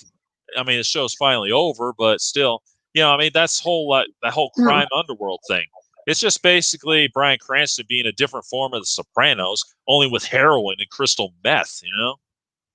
So, I yeah. mean, but like I said, were the characters like meant to be role models, or were they just meant to be characters? Because Well, I I feel like that there is a thin line of difference. I mean, because when I think about, I think I'll address this one. A lot of people talk about the Little Mermaid and how Ariel is a bad role model for whining and rebelling against her father and potentially putting everybody in danger for the choices she makes, and she gets off easy. And everybody calls her a bad role model. And if you're looking for a role model in her, yeah, potentially. But the problem is she's a character. She's not intentionally supposed to be a role model. well, yeah, true. But this problem is, even though they may not intentionally trying to create a role model in any way, and I don't really believe they are, the problem is, they just glamorize this stuff, and they have glamorized it. There's no denying it. And people, you know, they become role models in a bad sort of way. I mean, it's a sad truth. They do glamorize this stuff. And in itself, it becomes that sort of thing. You know the old saying, kids are impressionable. Yeah. And it is something to be careful about. But at the Yeah. same time, you could also say that adults are impressionable too. Yeah, tell me about it. Because depending on how the mind works, they will look at different attitudes and imitate it. Yeah. Because it looks so good or feels so good. Yeah, I suppose so. And in some ways, something like I said, keeping up with the Kardashians is one of them. Because everybody wants, because people might want to be like them, glamorous and rich and never needing to work, and what is it called? Having Spoiled everything rotten. in life. Definitely spoiled rotten. Definitely spoiled rotten. Yeah, and I still say they got their TV show for two reasons. One, they already had a buttload of money, and two, their reputations. Enough said. I don't entirely know all the reputations. I've only heard a few things about Kim, but aside from that, Kim and her father. All right, let me just say she's notoriously promiscuous. Not surprised. Yeah, and that's pretty much the reputation of all the Kardashian girls. I don't know about the brother. Nobody knows about him, except that that he was on Dancing with the Stars once to try to give himself a little fame. It's the truth, too. He actually said that. Yeah. Anyway. But yeah, to him I say, I feel so sorry for you, man. I really do. To be stuck with them for sisters. So, yeah. But anyway, yeah. Thing is, yeah, they ended up becoming role models for so many girls. And oh my God, I could not even begin to count how many girls I've seen who wanted to be like them. And it sickens me beyond belief. Hashtag not my role models. Hashtag hell yeah, in my case. But yeah, it's a sad truth.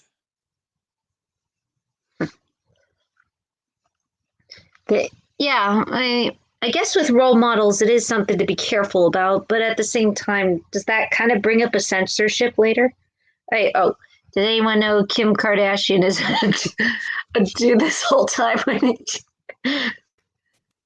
I in some ways I couldn't believe that she married Kanye West, but at the same time, not surprised. And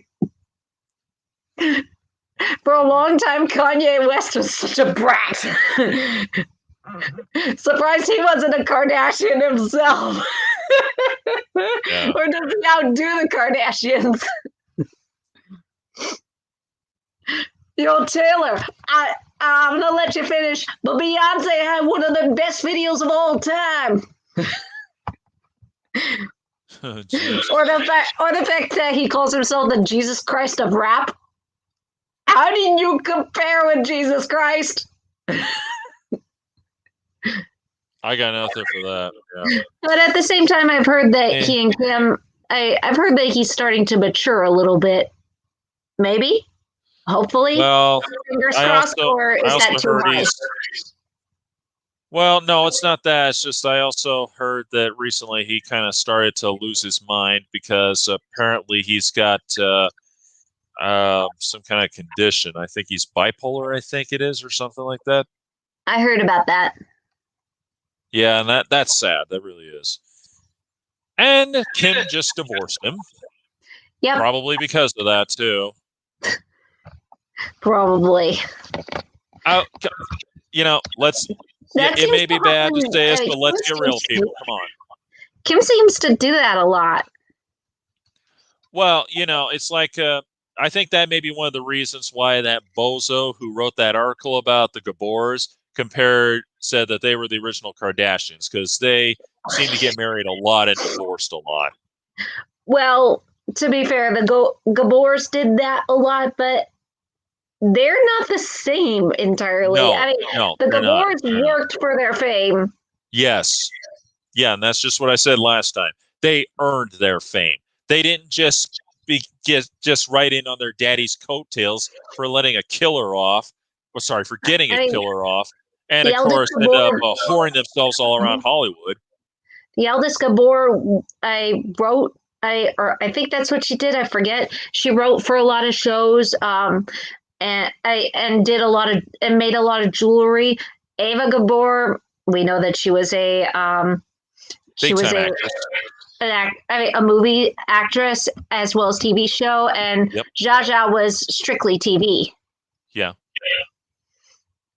No, Kim. I think she did do one movie, Moulin Rouge. I think she was in that. Zsa Zsa. No. Or was she? Yeah, let's see. So Kim made Kanye lose his mind. Yeah, I can believe it. Surprising. But then again, yeah, she was in the original Moulin Rouge. A toxic relationship between the two, I guess. Oh, yeah. Zsa Zsa Gabor was in the original Moulin Rouge back in 1952.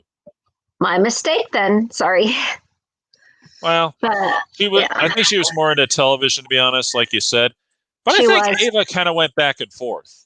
She did television, she did movies, here and there. She mostly did more acting than her two sisters, and definitely.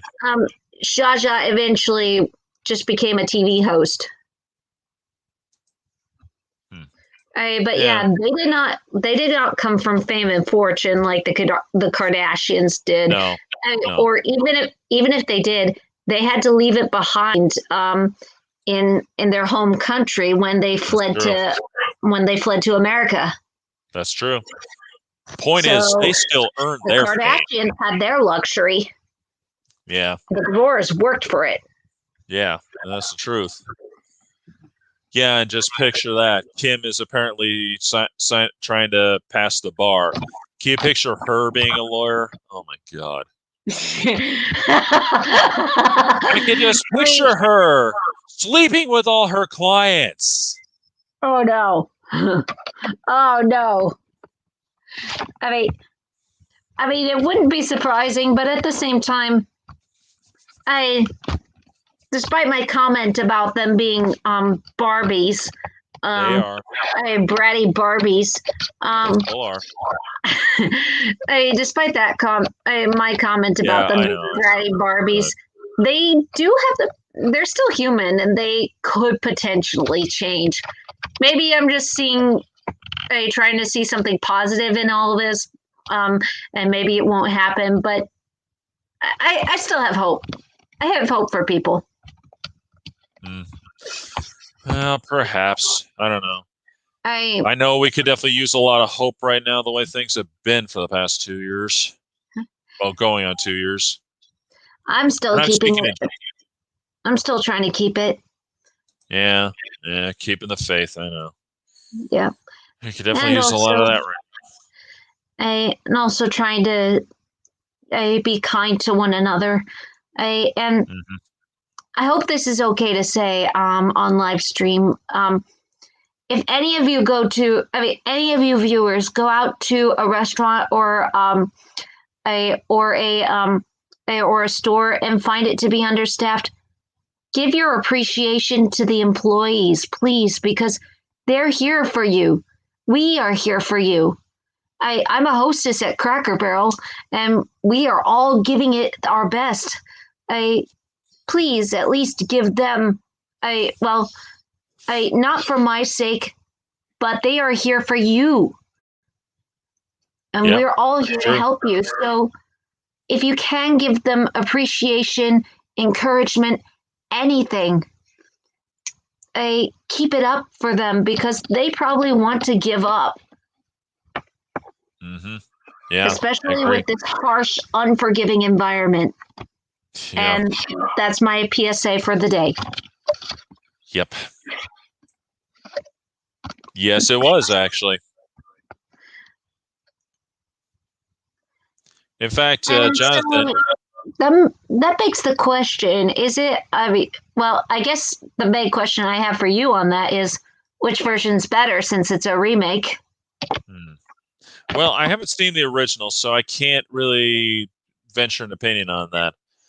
I have Okay. seen the remake, and I do actually like it. It's actually pretty good. But Hmm. I can't compare one thing, though. I can't actually compare one thing. The famous Moulin Rouge song. I've heard the original, and I've heard the remake. Or cover, whatever you want to call it. You know, the one with Christina Aguilera. Let's see. Who else was there? Maya, Missy Elliott. You know, the one that they used in the movie. The Too new one, many. anyway. There's more. There's more. I know there's more of them in there, but anyway, I would say that with compared to both of the famous Moulin Rouge theme song, the remake was way better because the original one it annoys me. I'm sorry, it just annoys Ooh. me. I don't know what it is. It just annoys me the way they keep saying "kitty kitty ya ya da da." It just Oh bugs me. gosh. And not to mention, you know, a lot of people ended up using the voulez-vous coucher avec moi ce soir thing way too much back in the 90s. Will Smith was guilty of that on his TV series Fresh Prince of Bel-Air. In fact, that's where he got it from. Not So, yeah. surprised. Yeah, and it's like, oh, come on, guys, let it go, will ya? Fortunately, they stopped doing that, but and that might be another thing that people need to stop doing. Just doing that whole let it go" line every time they're just talking about it, you know? I just couldn't resist that one. Oh, and speaking of which, Dr. Funtime says too many jump scares in horror movies. Yep, I concur with that. Yeah, that has been so overused, right up there with the machine gun thing that I mentioned earlier. Way overused. Here's a question. Did you cry at the ending of the remake of Moulin Rouge, obviously?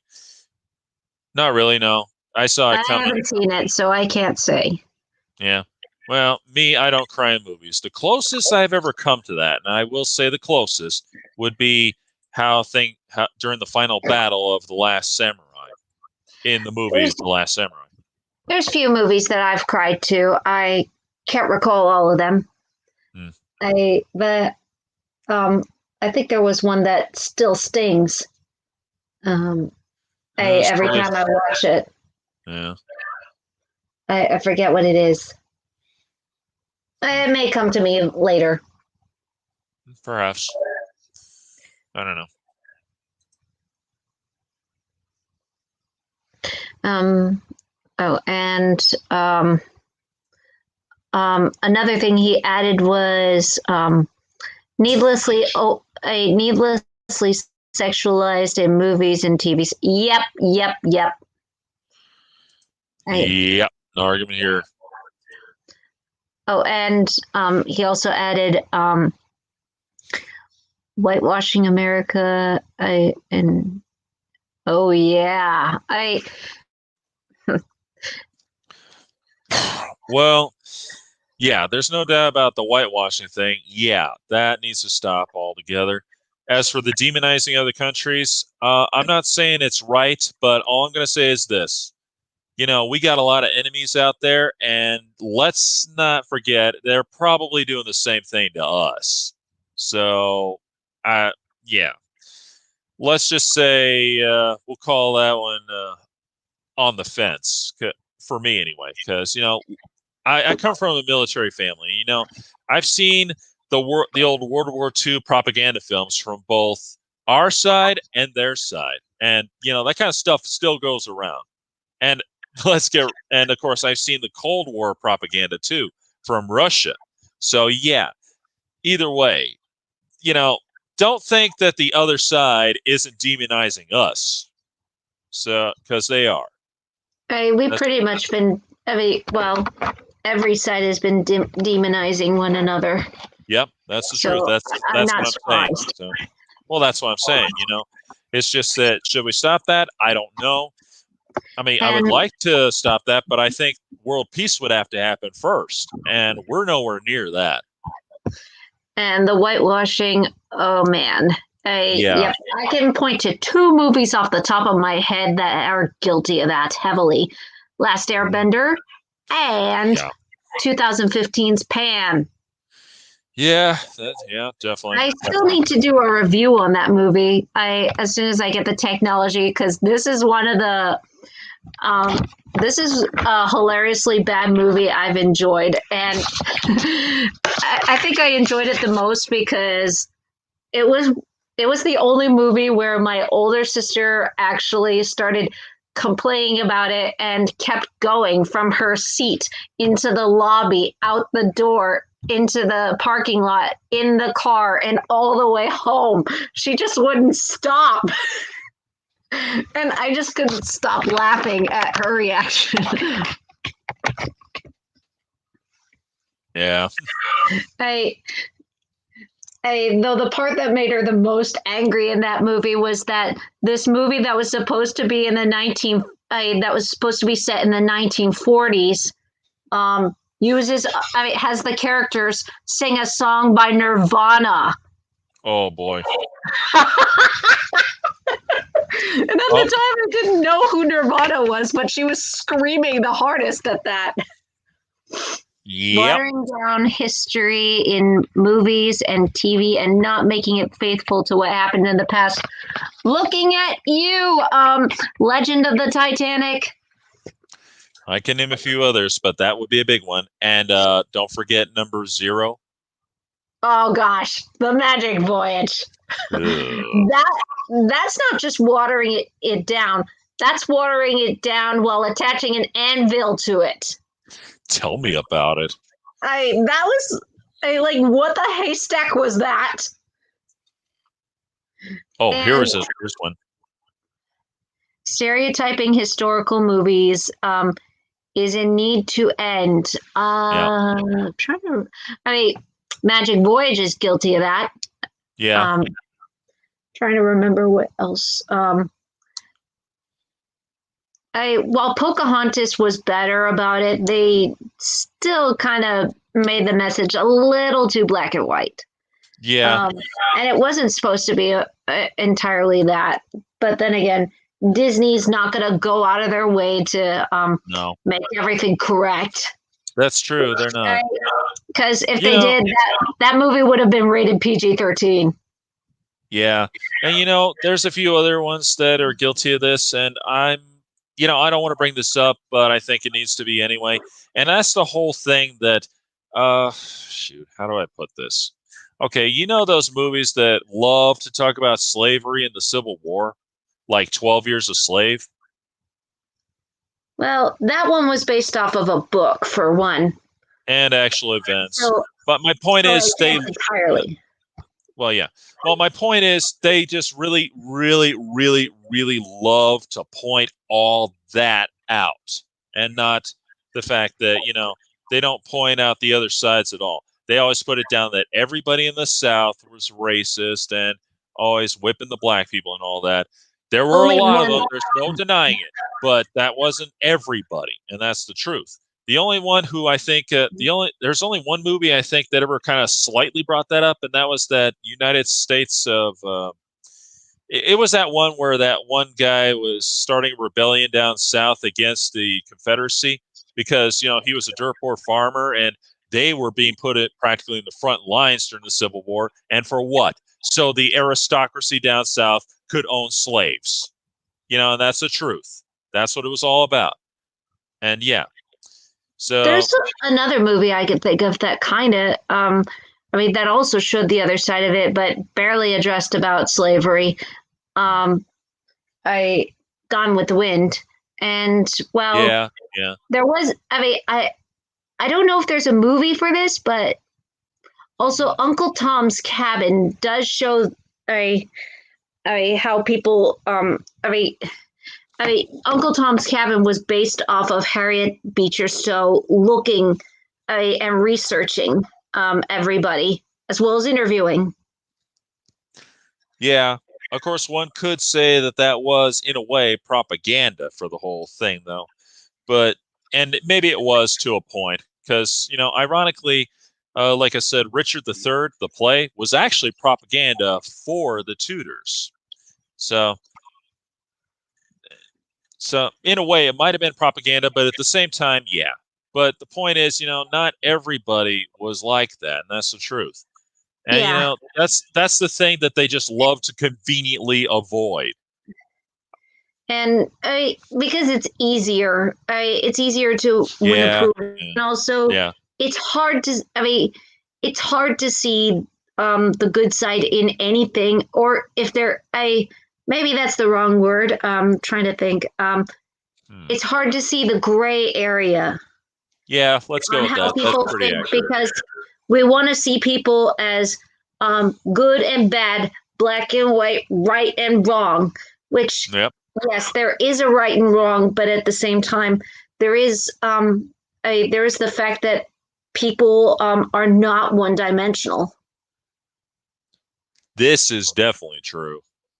Movies and TV pandering to the lowest common denominator. How low in the lowest common denominator? I'm trying to think. Oh, wait. Movies like Cool Cat and the Oogie Loves and the Big Balloon Adventure. Oh boy. Yes, those titles sound just as bad as the movies sound just as bad as the titles. Yeah. And as they sound, because those are pandering to the lowest common denominator. Oh yeah, Last of the Mohicans was a great movie. Ironically, I haven't seen that one yet. I hear a lot about it, but I haven't seen it. I don't know why. Pocahontas' real history tells it differently, and it was. Yeah. Oh, not surprised. Yeah, yeah. Well, we did bring it up that it was very different from the real story. I know I brought that up big time when we covered it. So we both did. Yeah. Yeah. Here's another one that I think would be interesting to bring up. Action movies that focus too much on special. Oh, yeah. Yeah, there's no denying that. That's half the thing that's killing Hollywood right now. They're focusing way too much on the CGI and not about the story. And that's one of the reasons I don't go see movies like the recent Hercules or some of the Titan movies that they bring up, because it looks like it just looks like effects. It doesn't look like it doesn't look like it's trying to tell a story. Oh yeah, it's true. In fact, this happened to one movie that what was it called? John Carter. That supposedly that was a Pulp Fiction story that inspired fantasy films in a way, kind of like oh shoot, I'm trying to think what that was. But anyway, oh shoot, I can't think of it. But basically, action movies and stories for the time, and instead it became a stereotype of its own self. It literally became just stereotypical action and all that. That's what killed it. Mm-hmm.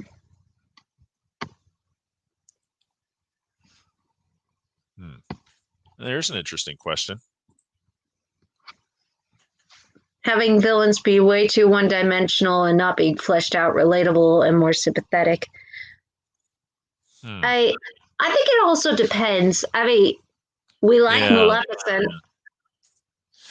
Yeah, and who could forget Mr. Freeze?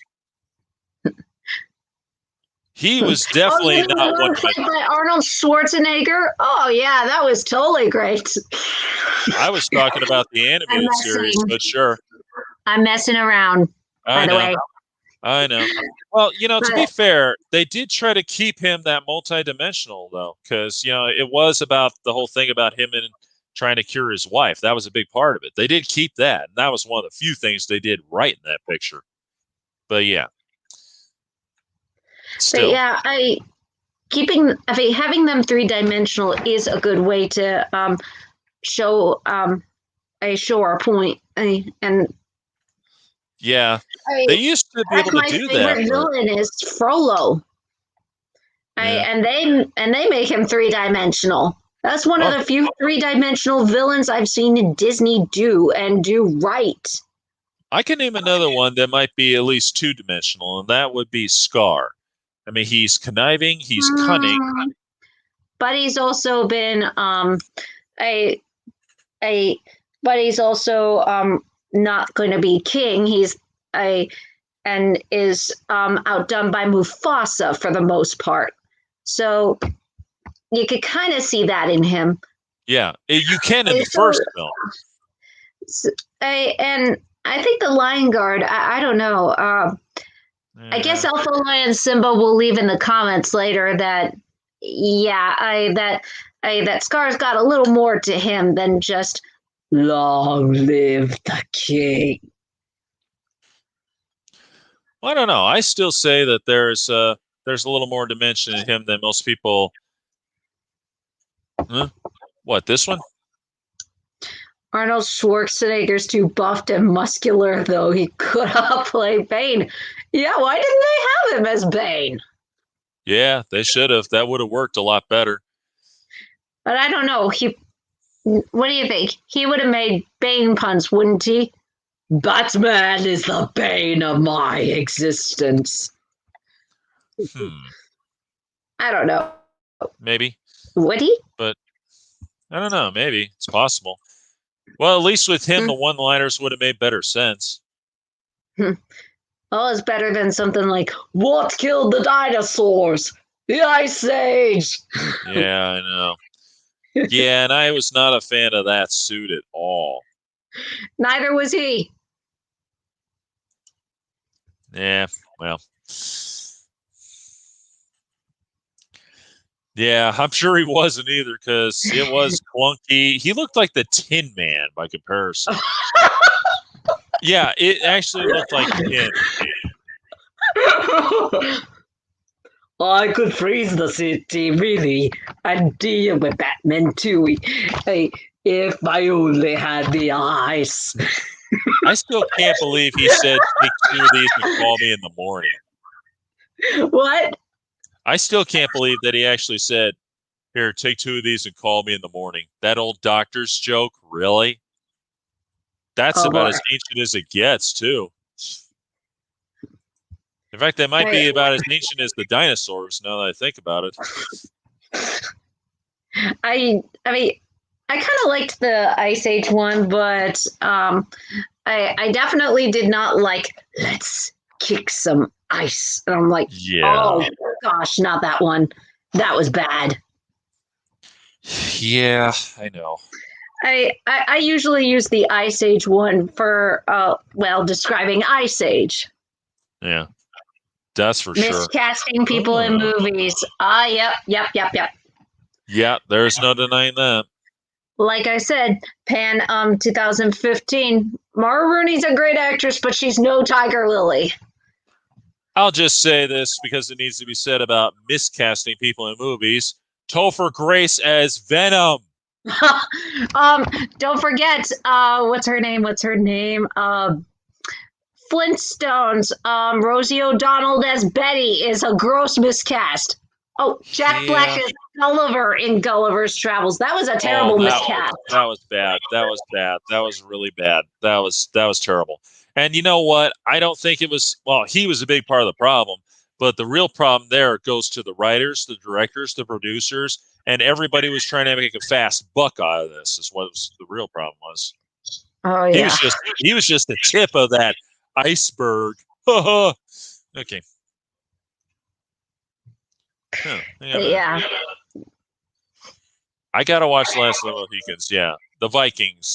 Which one are you talking about, bro? There's a lot of them that go by that title. And if you're talking about the series, I couldn't get into that.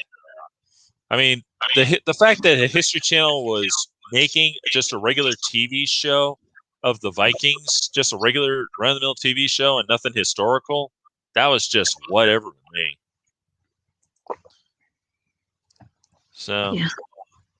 I mean, and not to mention, here's another thing that's got to go. The History Channel. It's become a joke and a big fat lie in so many ways, especially Pawn Stars, since they're still on the air.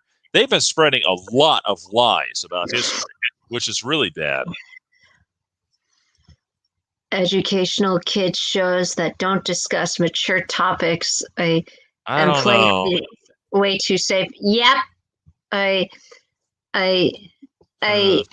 Peppa Pig totally needs to go. I'm sick of that show. I tried watching it. I tried giving at least one episode a chance. I had to turn it off in 4 minutes. Yeah, I got nothing for that. I know it's bad, and that's all I can say about it. But as for the educational shows thing, I don't know. I mean, sometimes you got to draw the line, at least for a while, because if you're talking real little kids, they're not ready for mature stuff like that. Well, it depends. I mean, think back on Sesame Street. They actually dealt with mature ways. I mean, like it was like they were taking your hand and guiding you through a mature situation and knew how to talk to kids about it. They talked about death. They talked about hospital. So did Mr. Rogers. There was even an episode where they talked about autism. Yeah, and they did not do it in, this is how all autistic people are like. They're like, no, this is how this person is and how she acts. Yeah. So, true. Yeah, Sesame Street knows how to do it.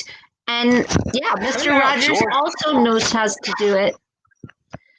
So yeah, some educational shows actually know how to take you by the hand and show you show you these lessons. Yeah, other shows that do go under the educational line or claim to be educational and really aren't. Trying to think of which ones those would be. I don't think Arthur is technically educational. It's a good series. It kind of is, but at the same time, it's just a character that's living what I'm his saying. everyday life. And yeah, that's what I mean. Maybe that's role model enough. Well, yeah, maybe. But it's to call it educational. And I remember Watch Mojo called it an educational thing. And I'm thinking to myself, I don't really see it. It kind of does deliver on that. I mean, I didn't see a lot of Arthur. Well, mostly, I don't know. I really don't know on that one, to be honest. So, tough call. The sad thing, you know what they should do? They should try to bring Reading Rainbow back. They should. Oh, yeah. That was a great series. And I don't care what anybody says. What bugs me the most is the fact that, one, they took it off the air, and two, the reason why they took it off the air. And that was that whole thing that because of that stupid No Child Left Behind Act, they put it down as a luxury. That's what PBS told LeVar Burton. Oh, boo. Yeah. That show encouraged kids to read. Yeah, and that's the key thing there. And not to mention, it did teach you quite a few things. Like in that one episode where he was in the West and he told the story, The Gift of the Sacred Dog. It was a Native American story, and it was a good one, too. Definitely a must-read there. And obviously, you know where this whole episode was going. He was going to you were going to learn about Native American culture in that. Here and there, of course, because there's only so much you can do in a half hour. So,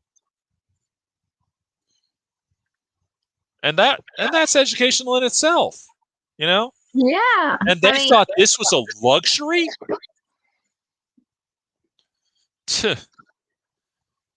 But yeah. I mean, by that time they were mostly repeats by then, so maybe technically they didn't have any new episodes. If that were the reason, I might go, maybe.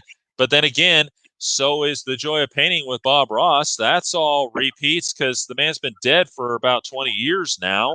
So, but you know, the point is, it inspires people to want to paint, so they still keep it on the air. Yeah. I mean, there's no reason why they can't bring Reading Rainbow back. Even just the reruns are fine. Yeah. A couple shows they could replace it. A couple of shows that could be replaced with that are things like, I'm probably going to get a lot of flack for this. Barney the Dinosaur and Teletubbies. Get rid of those shows. Replace them with Reading Rainbow. I thought Barney the Dinosaur's been off the air, or has it? Probably not. I think it's still going, and oh my gosh, I cannot take that. I cannot take Barney's voice. Yeah, it has been on a little too long. So yeah. Next to Peppa Pig, I find him the most annoying character ever. Don't forget Caillou. Oh, I haven't forgotten. I mean, I haven't seen a lot of the episodes. Mostly what I saw in Caillou was just a kid. I mean, a 4-year-old being a brat, and I guess I'm a little softy when it comes to kids. But isn't that finally off the air? Yep, it's finally off the air. You know, that's the one big one that I was thinking about. For some reason, that stayed on the air as long as it did, and everybody hated it from what I've heard. Yeah, my parents especially hated it because they felt like Caillou set a bad example, and all I thought was, he's just a kid. He's a 4-year-old. Yeah, he needs to be spanked, but so does DW. I think DW is going to look like a saint. I mean, or a lot of people would say that DW looks like a saint compared to Caillou. Perhaps, I don't know. But either way, you know, it amazes me it still stayed on the air even though everybody hated it. I mean, how does that happen? How does, you know, a show that everyone hates stay on the air? I can't figure that out. I mean, who was watching this then? Someone had to have been watching it. Or were they just that desperate for filler time? I don't know. I guess that's what it was. I mean, there was some voice talent behind it. And yes, I did use the word talent, folks. I did. Because I mean, there was because there was legit effort in Caillou. The only thing that I ever found annoying was the constant narrator. Where he was like, and Caillou wanted to do the laundry, and then he goes up to his mom and is like, Mom, I want to do the laundry. That kind of narration. It annoyed me. Family Guy made fun of Caillou in an episode. I heard about that. Yeah. Yep. I have heard of that story. Well, and now Caillou's gone. Good riddance. Just and if you need any other shows to take with you, take Puka Pig as well. She's intolerable compared to Caillou. Yep. Caillou might be annoying, but Puka Pig is intolerable. Yep. Well, you know what? It's getting pretty darn late over here, and I'm sure on your side it's not too it's pretty late over there too. And my voice is turning. Oh yeah. I kind of felt bad that movie fan that Alpha Lion Simba could not join us, and I'm sorry, Sky Stub, that the camera couldn't that the camera and the microphone could not work. Yeah, I'm sorry about that too, bro. And at least Jonathan was able to join us in the comments anyway. Yeah. And it was good that we Hopefully had. next time. Yeah, and it was good that we managed to get a lot of comments from Dr. Funtime, and of course Sneak. He was there, big time, and he'll definitely be around for the Power Rangers blog. That's for sure. Let's see, and quite a few others. And who knows? Maybe we'll have some more for the next round. And I know you don't know much about Power Rangers, Bonnie, and all that, but if you could show up at least for the comments part, you're more than welcome, of course. I'll see what I can do. Yeah, I know probably the video part, probably not, because, well, you don't know anything about Power Rangers. I'm not saying Power Rangers fans only. It's just it might be something that you might want to check in on, just for a lark or whatever. Okay, that's they're making a live action Kid Comes and cartoons, including Adventures of Kid Danger. What is that? What's Kid Danger? You remember Henry Danger? By name.